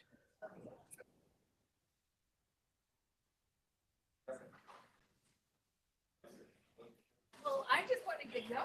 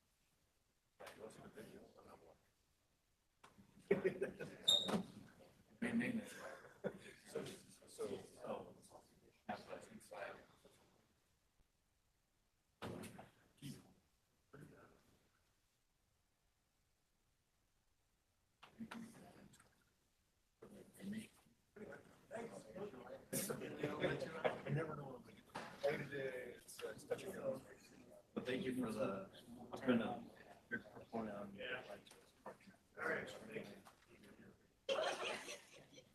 Mainline function.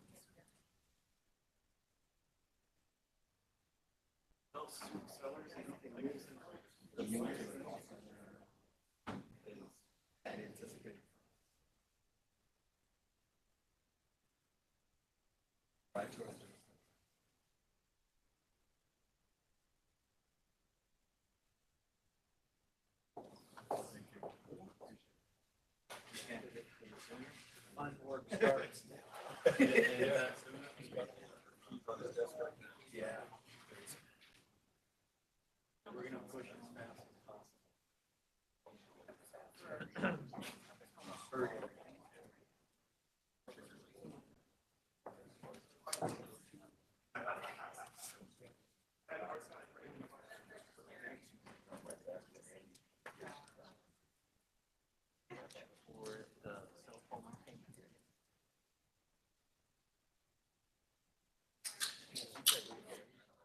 Thanks, Anne.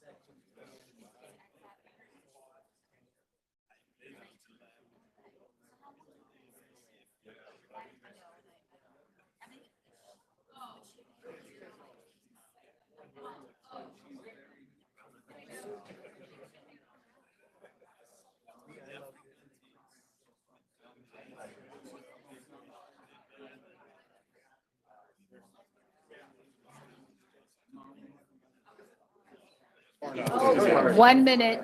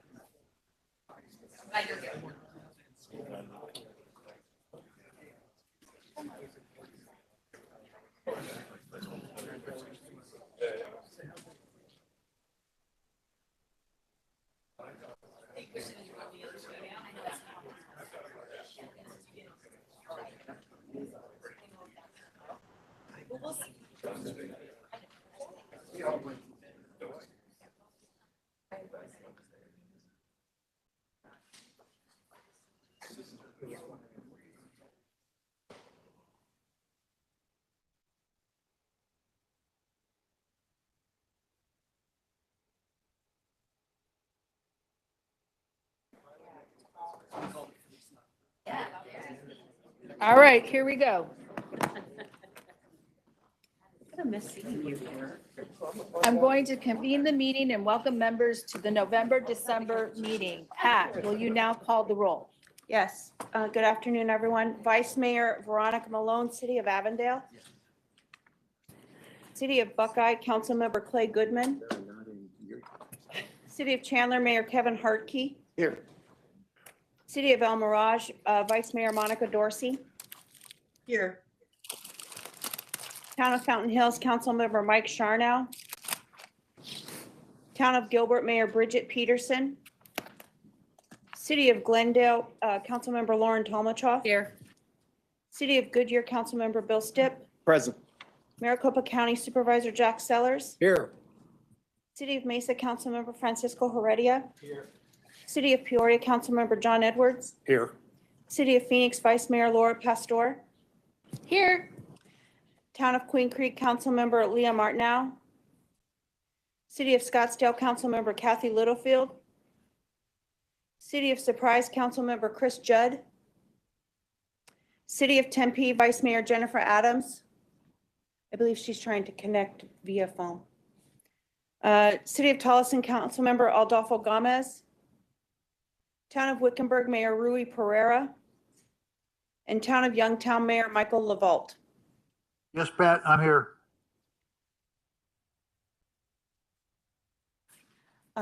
Chair, we're ready to proceed.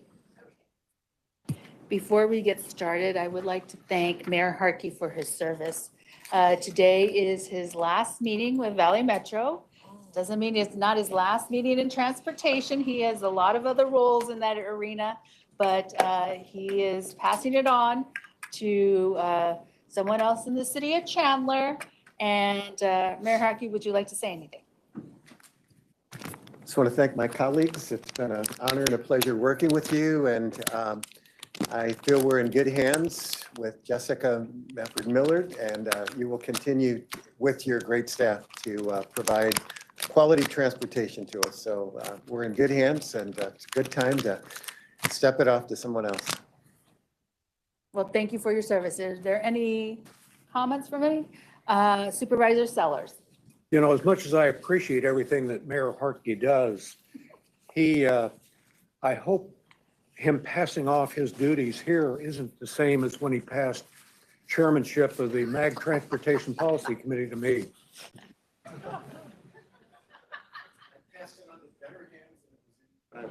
And you're going to lift Sellers and lift as we move forward. Anyone else? Well, thank you for your service. If a committee member would like to ask a question or make a comment during the meeting, please type your comment in the box and it will be read aloud and answered. All meeting attendees, please mute your computer, microphone, or phone.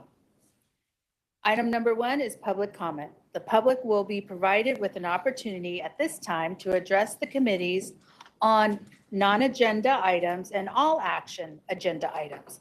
Up to 3 minutes will be provided per speaker unless the chair allows more at her discretion.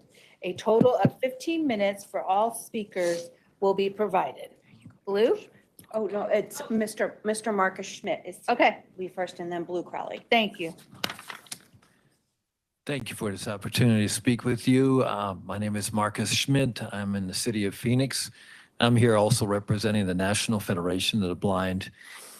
I first want to thank the Paratransit. I thanked Tom Young for taking time to put that presentation together and give us an update, very informative about the condition of paratransit. And I hope that the best practices that were identified will be given serious consideration and implemented. Especially concerned I am about the on-time performance dropping from 90 to 80% or lower. A lot of disabled people and other eligible dial-a-ride users use dial-a-ride for getting to doctor's appointments where timing is absolutely critical, as well as to employment opportunities, who also take on-time arrival very seriously, and it can cost you your job if you miss that. Concerning dial-a-ride, I also want to mention that we are continuing to have a problem with people getting recertified The process is either by mail, which is a print form, which blind people cannot fill out, or it's by electronic email, which is a non-fillable PDF, which blind people cannot fill out. And so we just urge Valley Metro to work together with the blindness community and making that form accessible so that we can be independent and not have delays in this. So the last thing I want to mention with the little time I have is I hope that the meetings can be more considerate of the public. What I mean is having shorter executive sessions. Last meeting I attempted to attend, and it was silent for over an hour before I had to leave because it went into executive session. Also, the platform that's being used right now with WebEx is pretty antiquated. It's often difficult to get into through the iPhone, and I'm hoping that you can join the rest of a lot of companies and use something like Teams or Zoom that it's a lot more stable and easy to use. Thank you very much for your time. Thank you for your comments. Blue?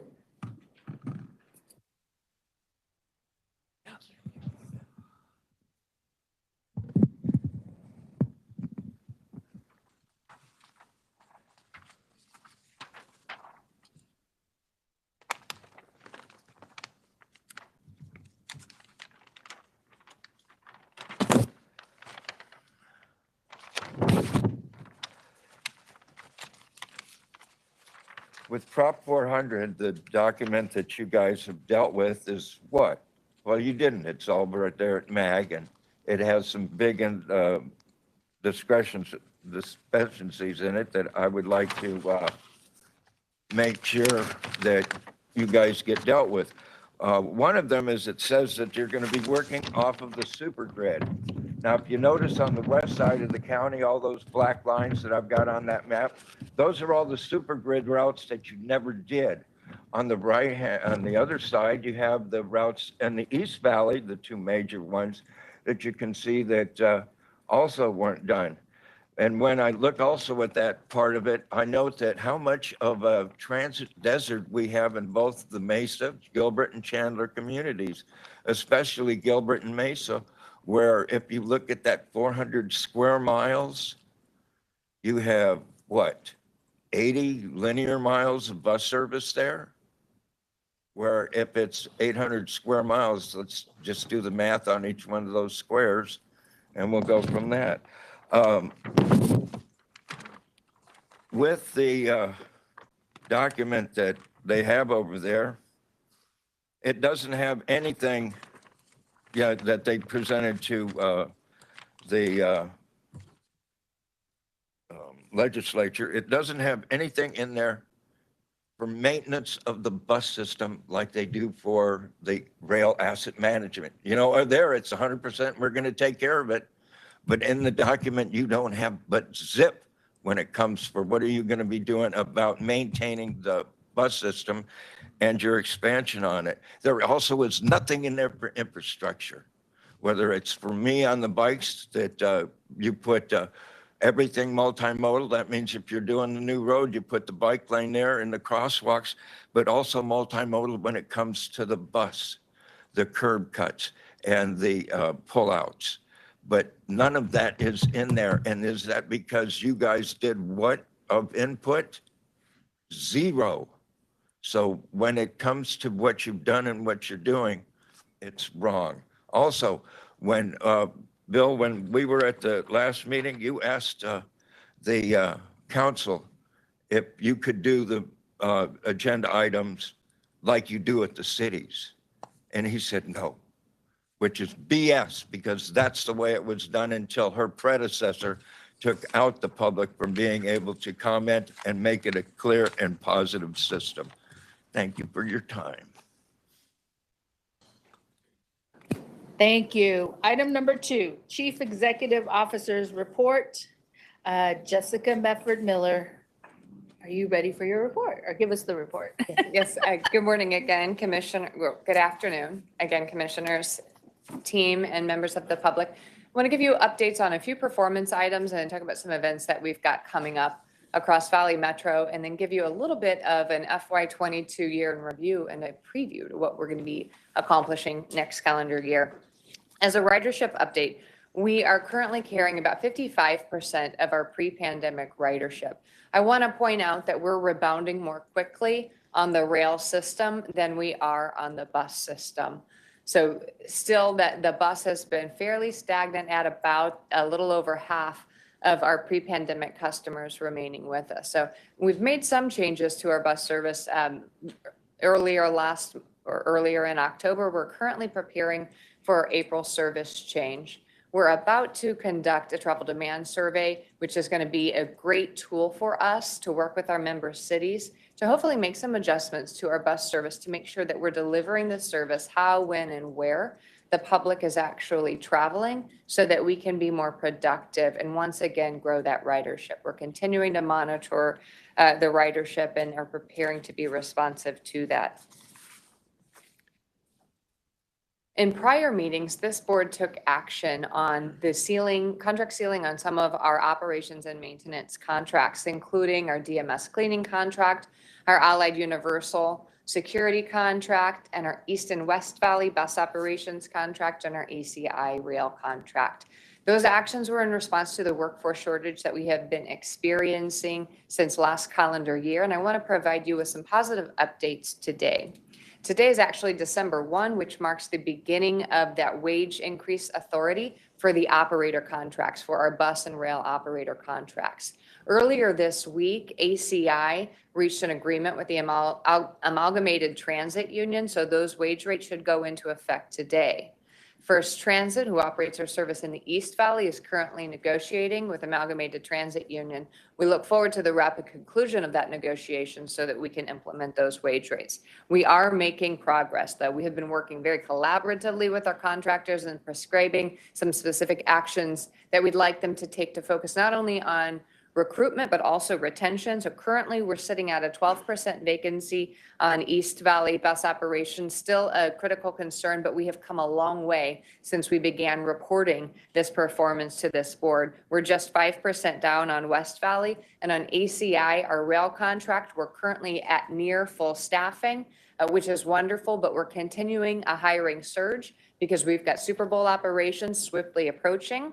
Not long after that, we'll have our Northwest Phase 2 and then our South Central opening, and our workforce requirements for those projects begin long before we actually begin revenue service.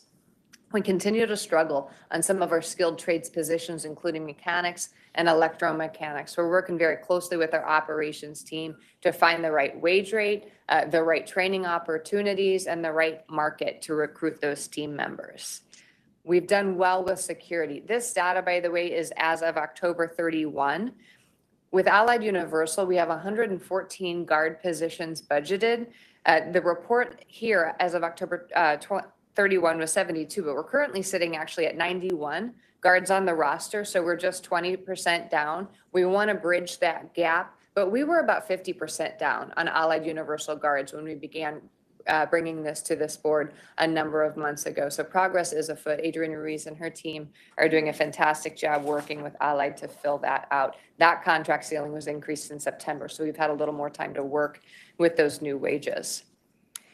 Also in the month of September, this board undertook the conversation about East Valley bus operations and maintenance and how and whether the city of Tempe would remain with Valley Metro RPTA. We also undertook the opportunity to rescope that contract. It's one of our largest service contracts. First Transit has been performing on this contract for nearly 10 years now.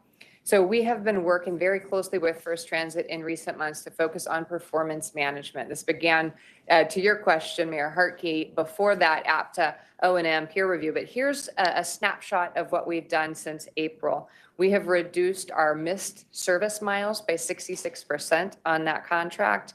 We've reduced our accident rate by 7.5% and our customer complaint rate by nearly 40%.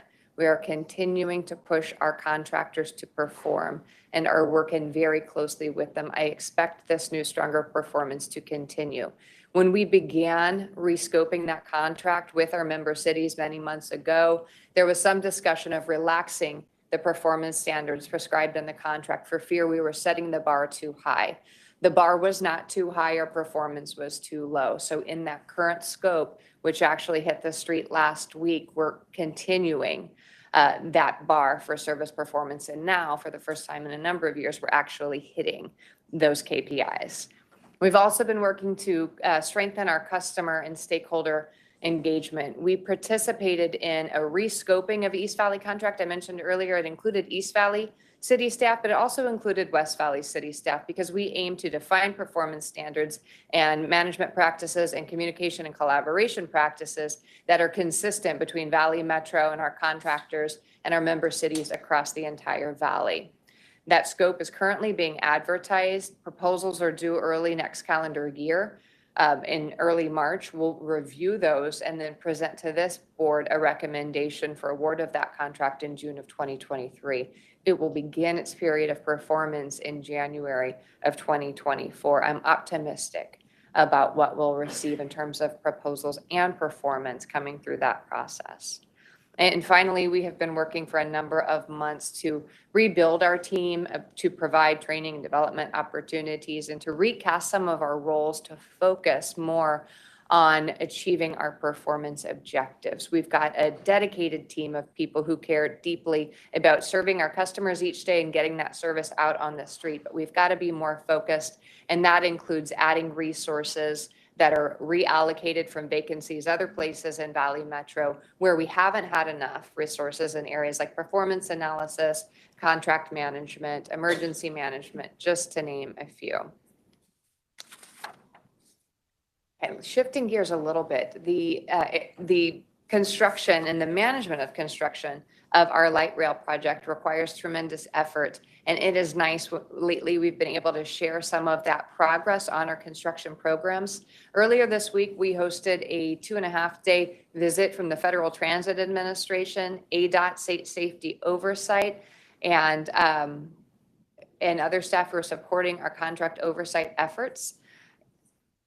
That quarterly review is a review of all of our contract management practices, our timeline, our budget on each of those projects. We also yesterday did a deep dive lessons learned on the Tempe streetcar. Very productive conversations, and I applaud the work that staff has done. The contracts are very well run.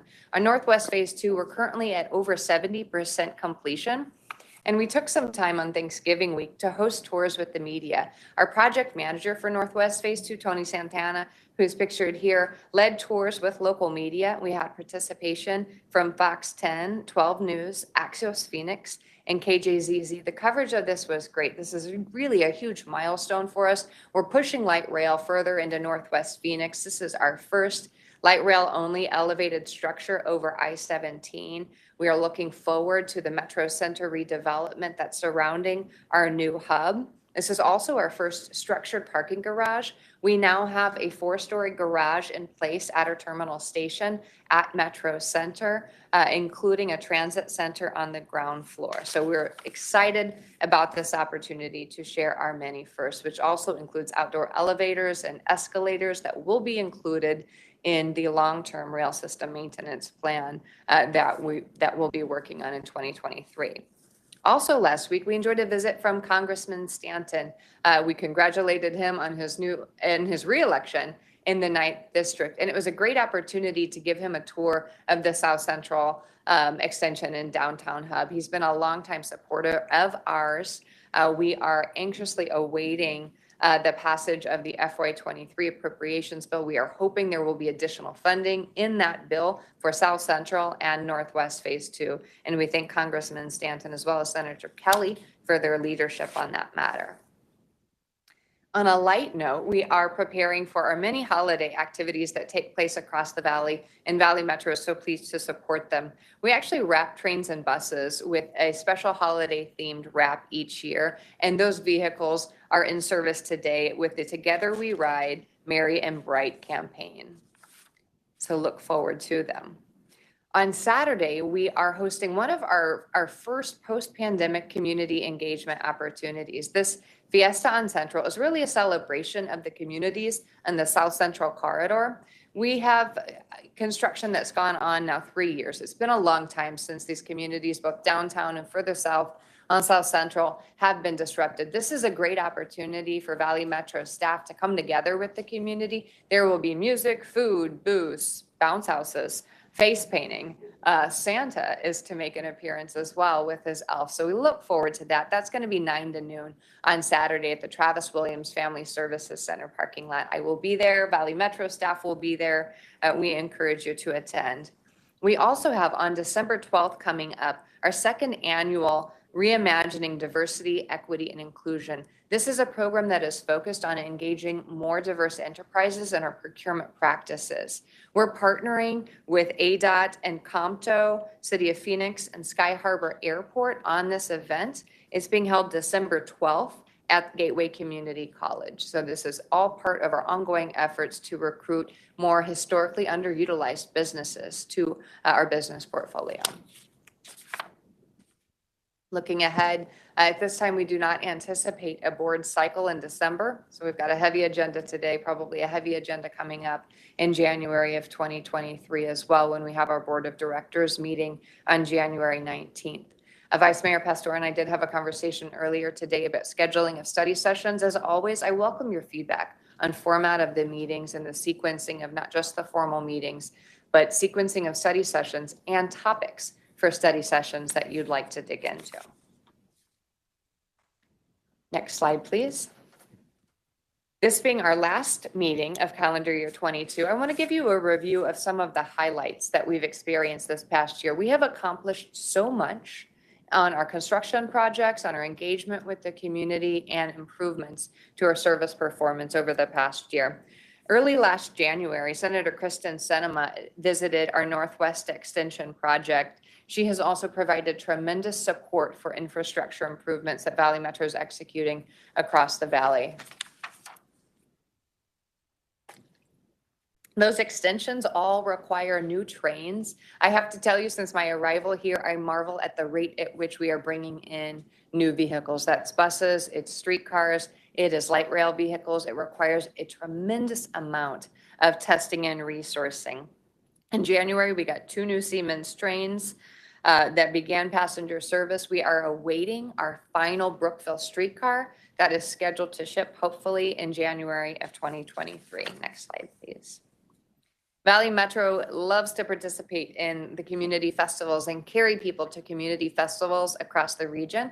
I hope folks are going to choose Valley Metro and streetcar to access the Tempe Arts Festival this weekend. In February, we hosted a celebration in partnership with the City of Mesa's Asian community and included new signage at the Sycamore and Main Street light rail station. So fantastic opportunity. If there are events occurring in your region that we might miss, let us know.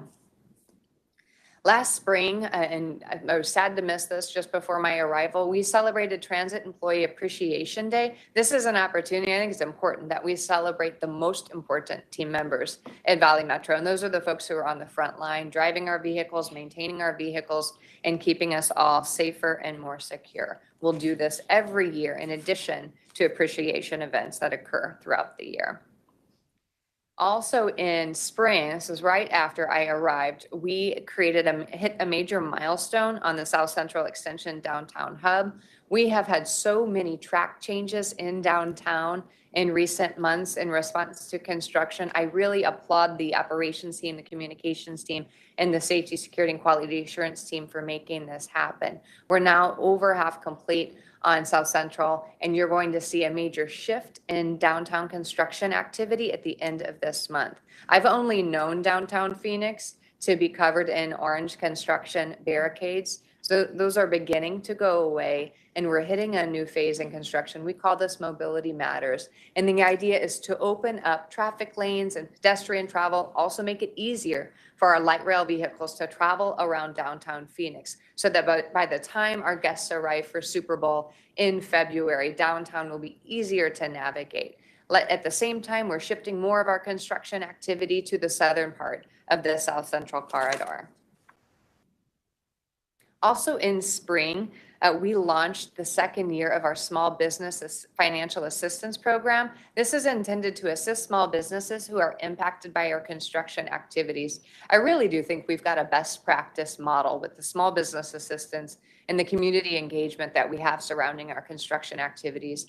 And if you are building as big and as fast as we are here at Valley Metro, engaging and working with those communities is absolutely essential. To date, we've awarded more than $700,000 in grants to small businesses. In May, we opened the streetcar in Tempe. I was so happy to be here as part of this. We also had FTA Administrator Ray Tellis on hand for that. And the streetcar service in Tempe is going remarkably well. We're carrying so many people through this dense corridor. We had, as I mentioned earlier, a lot of conversations and lessons learned yesterday. And that's especially important because soon we will kick off the planning and design for the next extension of streetcar.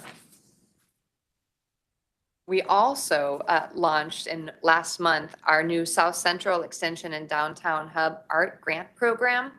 This is a smaller grant program. There's $90,000 in total available with caps of up to $5,000. This is designed to create art throughout the South Central community and engage those artists who aren't typically represented in some of our larger format programs. Our applications are due December 12th. I'm a big fan of public art, and this is where public art and community engagement meet. This is a great program. I'm hopeful that it's successful and we can do more programs like this in the future. Last month, we hit a big milestone with our fare collection modernization program. We began testing using internal Valley Metro staff and folks who signed up to proactively be our testers. They are testing our mobile fare pilot system. We anticipate opening mobile fares to the commuting public in January of 2023. Very exciting. It's a much needed technology. With the launch of mobile, our customers are going to be able to plan and pay for their trip using a single application. It's a lot that we've accomplished in a short amount of time. The amount of construction and the amount of transformation that Valley Metro is making across the Phoenix community is really palpable. Looking ahead in 2023, we've got just as much work, if not more, planned. We are going to be making major transformations to the leadership team. I've alluded to some of it. We talked about a little bit of it today. Our new Chief Financial Officer, Ken Kessler, actually begins work on Monday. Next week, you will see us release openings for critical positions, including our Chief Transportation Officer, our Chief Maintenance Officer, and our Chief of Staff. We've got a number of other positions and reorganizations coming in the coming months. We will celebrate New Year's Eve once again with the Coors Light free rides on bus, rail, and paratransit. We're hosting a little event on February 12th and the week prior, that is Super Bowl 57. This is our time to shine. This takes a ton of work, especially from our operations, communications, and safety and security team. They are doing a great job. We will hopefully, we've got this on the agenda later today, begin our strategic planning process with our boards and member cities. We're going to continue making it a very high priority to collaborate with MAG and our member cities to support the extension of Proposition 400E. In 2023, we will conclude our zero emissions fleet transition planning and hopefully submit our first successful low or no emissions vehicle award grant application. As Tom reviewed earlier, we're going to be making some big changes to paratransit and ride choice in 2023. And of course, we are preparing for the opening of our expansions in 2024 and 2025 of Northwest Phase 2 and South Central Extension and Downtown Hub. A lot of things to come. Thank you for your time and the longish update this morning. Back to you, Chair. Thank you. A lot of accomplishments. So let's give ourselves and everybody else a round of applause. Sometimes we forget all the work that we're doing. So thank you for doing that recap. The next item is 3, audit and, any questions? No? Chair? Yes, go ahead. Hi, I just wanted to also thank Jessica and her team for everything that they've already accomplished. I mean, it really is, we're really moving in a great direction. And I just want to say thanks for that. Thank you. Thank you, Vice Mayor. We are on item 3, audit and finance subcommittee update. Thank you, Madam Chair. Again, I'll be brief. We had the announcement of Ken Kessler, which we were excited to celebrate. We did receive an update from Tyler on the first quarter budget variance. As a reminder, if you've not heard from your staffs, you will be seeing mid-year budget adjustments coming based on now some true numbers coming through. If you recall the long debate we had about contingencies, et cetera, that is coming your way. If you don't know anything about it, please check in with your staffs. You'll start seeing those at the beginning of calendar year 23. We received internal audit updates regarding the ongoing audits, and there are a number of them. The internal audit team has been working very hard and consecutively on a number of audits. We will start seeing those reports coming out in January. In addition to closing out some additional items, we had a brief review of the intergovernmental agreements, contract change orders. The meeting was fairly short. We did adjourn for the year, and our next meeting is January 5th. Pending any questions, that ends my report. Any questions? Don't hear any. Item number 4 is consent agenda. The consent agenda is presented for action. Do any of the committee members have Councilmember Tomachoff? Of course, I have a question. I just, the staff report on item, is it 4E? Let me make sure. Yeah, 4E. The last, under cost and budget, staff is currently developing a scope of work. Estimated costs and sources will be provided to the board in advance of the December meeting, but I don't recall receiving that. We didn't provide that yet, Councilmember Tolmachoff. I anticipate being able to provide that this month before we actually would release an RFP. Okay. We're trying to move quickly since we don't have a December cycle. We'd like to get that RFP on the street before the end of the calendar year. Okay, thank you. Are there any other questions? Can I have a motion? So moved. Second. Okay, I have a motion and a second. All those in favor, say aye. Aye. Any nays? Motion carries. Thank you. Item number 5, Federal Government Relations, the Consulting Service Contract Award. Taking it back to Jessica Mefford-Miller. Thank you, Madam Chair. I'd like to invite Alexis Tamron-Kinsey, who's joining us virtually, to report on items 5 and 6. Alexis? Thank you, Jessica, Madam Chair, members of the board. This first item is the federal government consulting contract. Our current federal legislative consulting contract was issued in January of 2018. And so this current contract expires at the end of this month. In June of 2022, the board of directors approved an RFP for the federal government consulting services. We estimated at the time to be about $180,000 to $240,000 each year on average, for a total contract award not to exceed $1.2 million over a 5-year period. In September of 22, Valley Metro issued an RFP for this contract. Proposals were received on October 14th of this year. 3 proposals were received and deemed to be responsive to the RFP. The selection committee was comprised of 3 Valley Metro staff members, as well as a staff member from the cities of Mesa, Phoenix, and Tempe. The unanimous consensus of the selection committee determined that Cardinal Infrastructure is the most qualified, highest ranked and recommended firm to perform the federal government relations consulting services for Valley Metro. Cardinal Infrastructure is a woman-owned bipartisan firm specializing in transportation infrastructure and economic development policy at the federal level. Their clients include public transit agencies, cities, regional authorities, private sector businesses, and nonprofit organizations. Cardinal Infrastructure is the incumbent firm. The initial amount for this contract award is $204,000 for the first year, or what that equates is $17,000 a month. The total contract value will not exceed $1.191,370 for a 2-year base period and a 3 1-year option years for a total of 5 years. This includes a 10% contingency. Expenditures for this contract remain on par with peer agency expenditures for similar services for this type of work. And a comparison we provided in the memo of peer agencies expenditures have been included for your review. And I'm happy to answer any questions that you may have. Are there any questions? Okay, I am requesting a motion. I have a motion from Councilmember Heredia, Second. a second from Edwards, Councilman Edwards. We have a motion and a second. All those in favor, please. Oh, wait, discussion. I forgot. My partner's telling me discussion. Any discussion? No discussion. All those in favor, please say aye. Aye.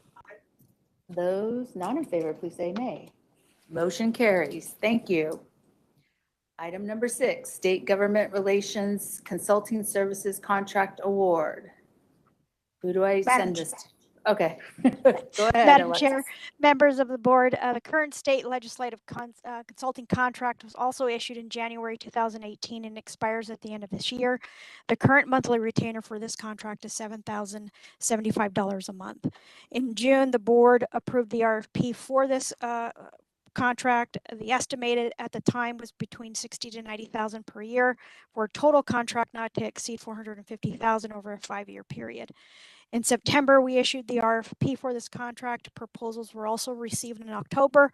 2 proposals were received and deemed to be responsive to the RFP. The selection committee also comprised of 3 Valley Metro staff, as well as a staff member from the cities of Glendale, Mesa, and Phoenix. The unanimous consensus of the selection committee determined that High Ground Cruise Group joint venture is the most qualified, high-ranked, and recommended firm for the services. This joint venture is a local bipartisan team specializing in lobbying, public affairs and advocacy, transportation infrastructure, and economic development. Their clients include member cities, Maricopa County, the League of Cities and Towns, private sector businesses, and nonprofit organizations. The initial year amount for this contract award is $87,000 or $7,250 a month. The total contract value will not exceed $498,000, $498,100 for the 2-year base period and 3 one-year options, so a total of 5 years. This also includes a 10% contingency. I'm happy to answer any questions on this item if you have them. I have one question. Will it not exceed 516,000? Is that the total? It is $498,100. I will say when we took this through the Transit Management Committee, joint TMC, RMC, we were still in negotiation with this firm. It has come down to $498,100 from what the estimate was 510, so 516. So the actual amount not to exceed is $498,100. Okay. So Chair, the motion will need to just reflect the $498,100. Okay, that's what I was trying to get to. Correct. The 498,100. Okay. Do I have a motion for the State Government Relations Consulting Service Contract Award? Move approval. I have a motion from Councilmember Tomachov. Second. Second from Mayor Harkey. Any discussion? No discussion. All those in favor, please say aye. Aye. Those not in favor? Okay, the ayes have it. Motion carries. Thank you. Item number 7, Fare Collection System Modernization Project Update. I'm going to invite Tyler Olson Okay, to thank provide you. a presentation.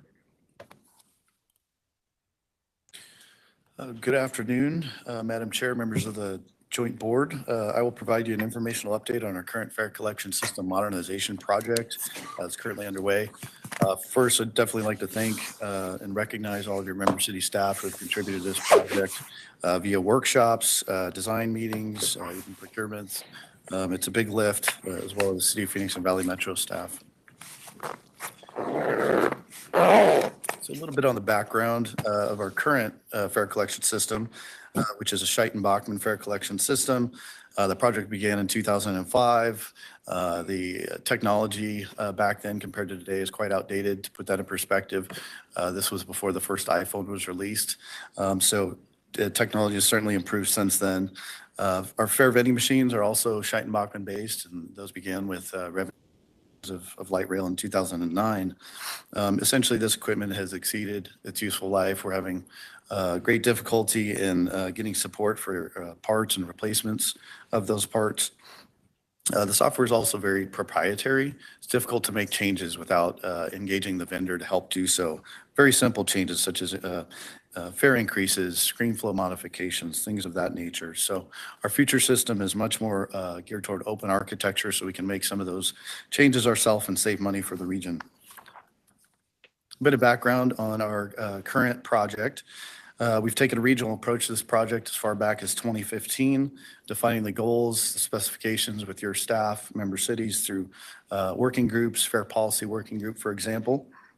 We've even taken a regional approach to the procurements. City of Phoenix procuring and executing contracts for some of the items, and Valley Metro doing the same for some. Our top goals for this project were to offer better payment solutions for our customers with enhanced features such as mobile ticketing and fare capping. Fare capping is a very equitable component, which I'll tell you about in a little bit. Improved data collection for ridership revenue, some of our most important metrics. And what we're really excited about is a true point of sale of a reduced fare. There's quite a bit of abuse in the system today. We don't have a true point of sale control. So in the future, one that would like to acquire reduced fare would have to go through an eligibility process with Valley Metro, obtain their reduced fare ID, which would also be their fare instrument, which gives them access to reduced fare. Can't do it any other way. We also want to phase a project in such a way that has the least amount of impact on our customers moving from the legacy system to the new solution.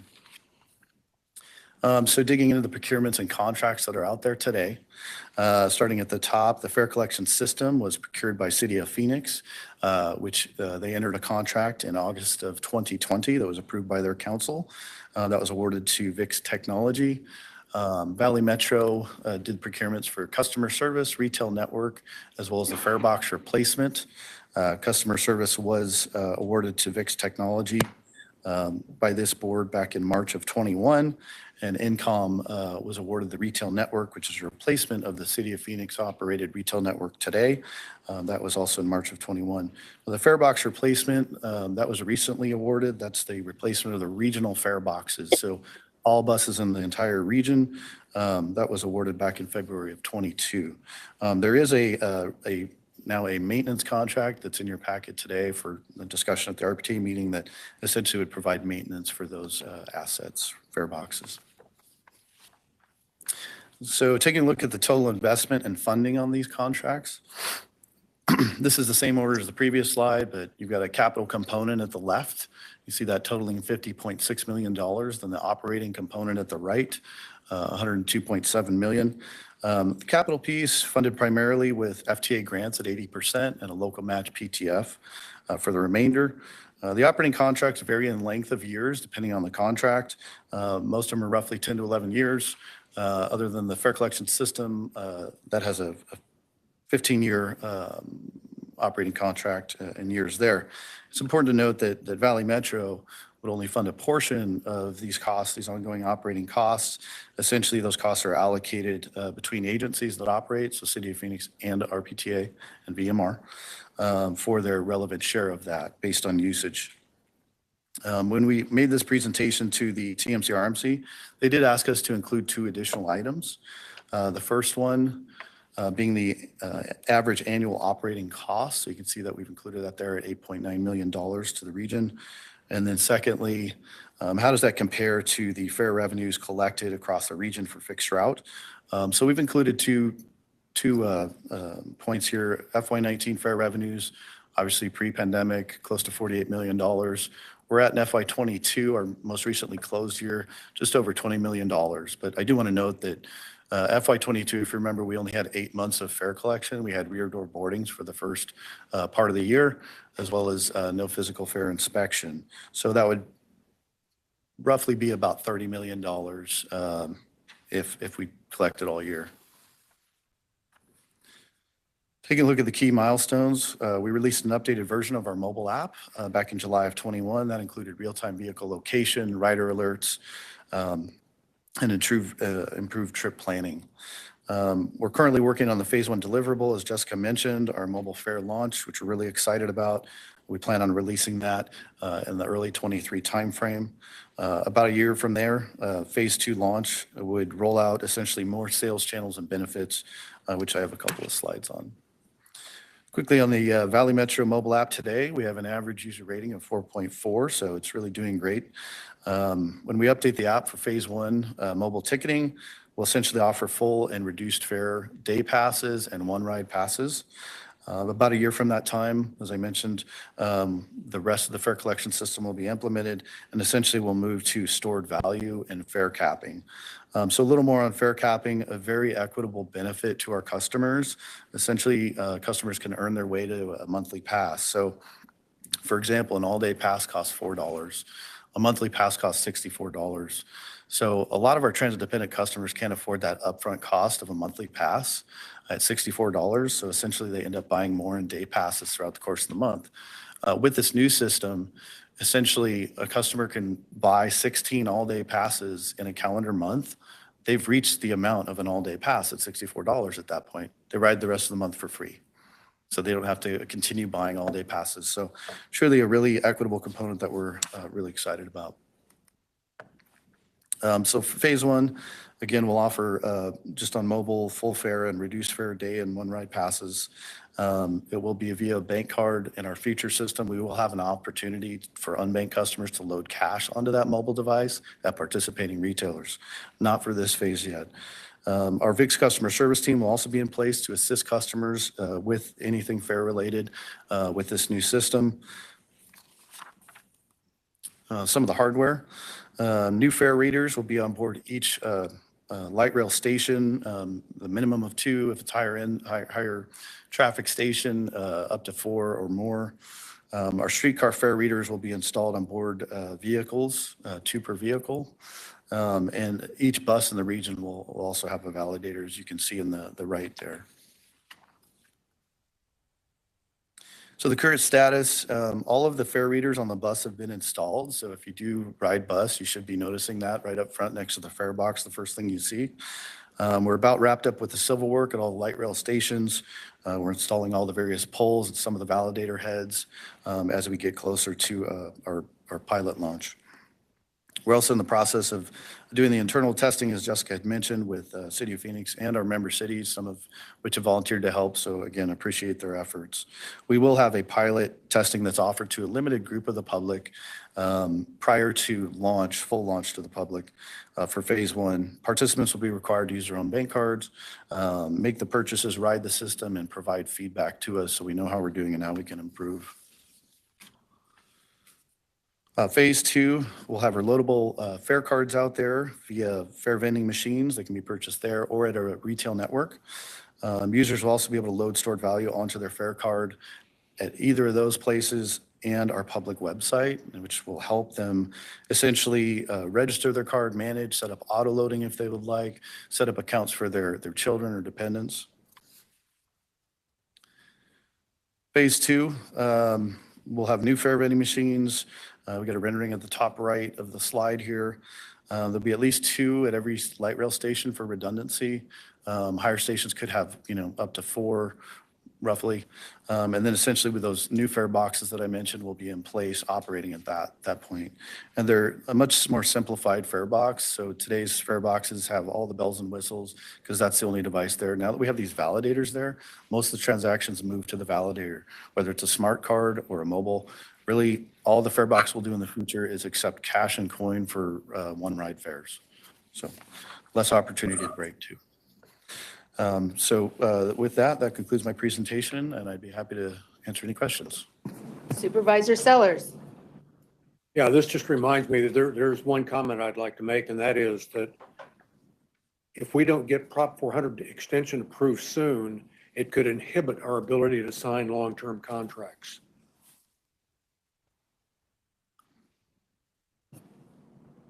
Yep. Thank you for your comment. It's also the local match for, it's a source of operating funds for long-term contracts, and it's also the local match to the federal grants that fund infrastructure and equipment purchase. Yeah, thank you, Supervisor. So yes, Councilman Stipp, We're going to lose a quorum. okay, Yeah, we do. we're going to lose a quorum. Can we just finish this one up and then I can close? Yes. Yes, Just sorry. real quick, we'll move fast. Go. Do we have a business item? We have. This is for we have a information. Business item on RPTA, so if we want to finish this item and conclude, we can jump right to the business item. Who's on RPTA? Both Yeah. of them. They're both. Okay, all right, 2 seconds. Move. My question is virtually nothing. It's just, we need to really promote and celebrate I pay my $16 or whatever for the monthly pass, but I do it in 3 weeks at a time. The rest of the month is free. We have got to hit on that Valley Metro is responsive to the needs of the community, et cetera, et cetera. I think that needs to be a promotable item that we've got to really hit hard as we move forward. Noted, thank you. Any other questions? Thank you for the presentation, really appreciate it.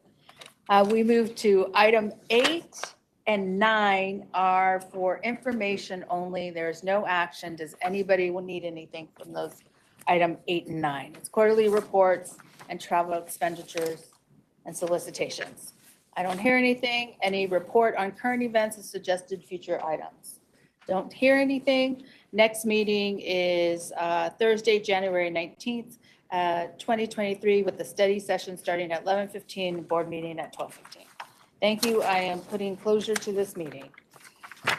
I'm convening the RPTA meeting and welcome members to the November, December meeting. Public comment. The public will be provided with an opportunity at this time to address the committees on non-agenda items and all action agenda items. Up to 3 minutes will be provided per speaker unless the chair allows more at her discretion. A total of 15 minutes for all speakers will be provided. Chair, in the interest of time, we can get to the action Okay, items and then I take just public didn't know. comment at the Okay, end. I Mhm. wasn't sure. Item number 2, we have a consent agenda. Are there any questions? I hear no questions. Can I have a motion? So move. Second.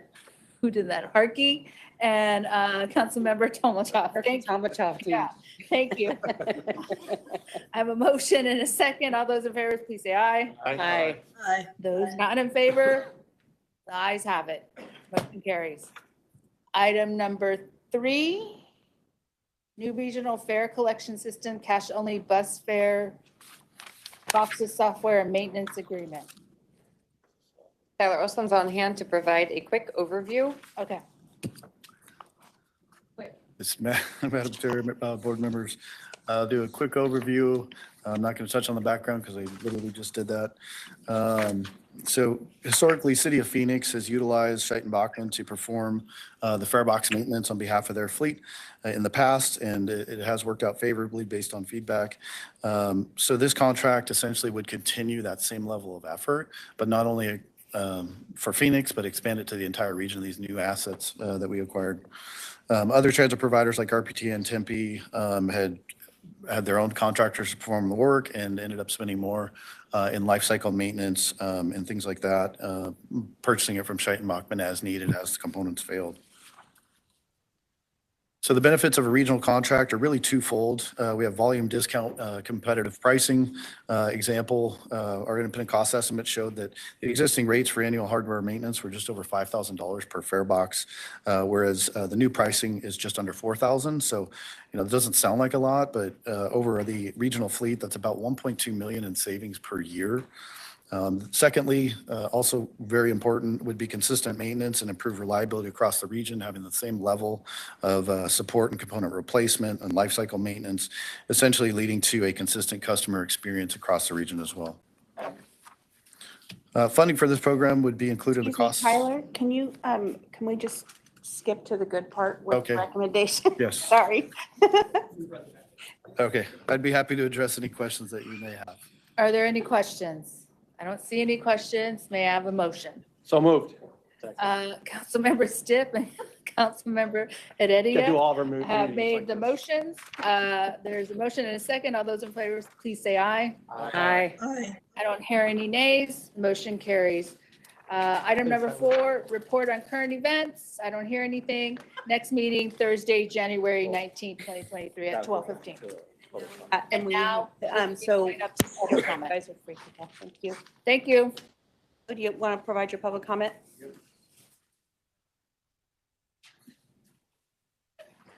Does anybody know the condition of Kaufman he had open heart surgery?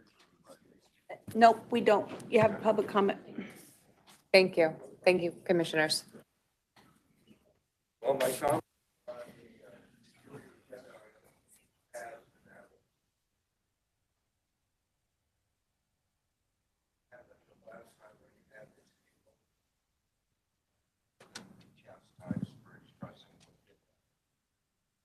I note that we still have not done anything to communicate to Jack that these are parts of the system that what MAG has put forth aren't applicable or right for us. One of them, if you aren't doing things according to traffic patterns and density and usage, how are you taking care of and addressing air quality? When I hear from Mesa's staff people that the reason that we don't have the grid fully done in your community is your roads aren't wide enough. There is no road that's in the major part of the system in Mesa that isn't big enough for a bus. Just a thought, y'all, you know. And when it comes to the light rail and the bus, when are you going to change what you put forth in the MAG plan that says, here, we're going to accept this and make it multimodal through the whole thing? That's another part of that air quality thing that you are not getting and addressing. So you need to put forth to Jack and his committee that it needs to have maintenance and asset management for the whole bus system as you do for the rail, that you need to have infrastructure as a part of it. Right now, are there bus stops at every single part of your system? No. Is there any plan for it? No. Are you doing anything to make yourselves come within compliance of industry standard? No. So when you need to spend that kind of money, you need to have it put in that new plan that you're going to be getting and doing. And like I said, if it's not multimodal, how are you doing air quality? With the rail going out to the West Valley, with it in the center of the city, five bus routes. And your answer for that is that it helps the rail run faster? You need to have every single one of the bus routes be connected to the rail. And that means the rail needs to have stops at those places. So why you haven't gotten it done or done that way, I don't understand. I also, for how long, was up here asking, what are you guys doing for a plan? Nobody told me you don't. I know you're second stringers. You're the second team. You don't have the status over there at MAG. But since it's you that are the ones that are going to have to be doing the system and that, you need to communicate to them, like I said. Mr. Crowley, your time is up. Maintenance, I understand that, and I was finishing up, that we need to have maintenance and infrastructure in that plan that you're going to be sending out. And also, the other part that you're not realizing is with this past election, you're going to need 60% of the voters to pass it. Just a thought, y'all. So make it right and they'll eat it easier. Thank you. Appreciate it. Meeting is adjourned.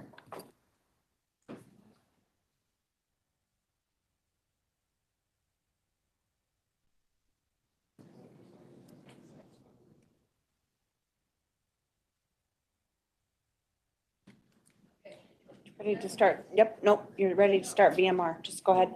Yep, go ahead. All right, I'll be taking the reins here for this meeting for Vice Mayor Adams. We'll get started with our Valley Metro Rail meeting. First item on the agenda will be public comment. Again, public will be provided an opportunity at this time to address the committee non-agenda items and all action items. So folks have 3 minutes. Yeah, Blue. Go ahead, Blue. All right. Did you happen to hear what I just had to say in public comment? Well, I'm continuing that. The rail, how come you're not multimodal? Why in this new set that you did, it didn't do it multimodal? You haven't done it multimodal from the beginning. Now, is that staff who decides that this shouldn't happen? Or is it a lack of knowledge on the part of the board? That air quality is the reason that we exist. That you're trying to do something about maintaining a positive place where people can breathe. And the use of transit and transit facilities is what is a part of that. As I've stated over and over again, when are you going to change the light rail from downtown Phoenix out to 83rd Avenue and put in the stops? You paid $30 million to the people to design it for you. Now, I understand that only 600,000 of that came from the bus. So when they were doing it, they were answering to the people that were pulling their purse strings. You need to redesign that, put in all the stops so that it is multimodal and do the job right. Giving you back, what, minute and a half? Thank you, Mr. Crowley. Appreciate it. Move on to item number 2, consent agenda. Consent agenda is presented for action. Anyone have any questions or comments? If not, take a motion in a second. I motion to the recommendation of the consent agenda. Second. All in favor, say aye. Aye. Any nays? Ayes have it.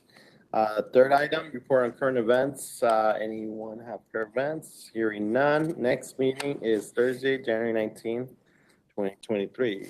Thank you, everybody. Pretty easy meeting. Meeting adjourned. Meeting adjourned. Thank you.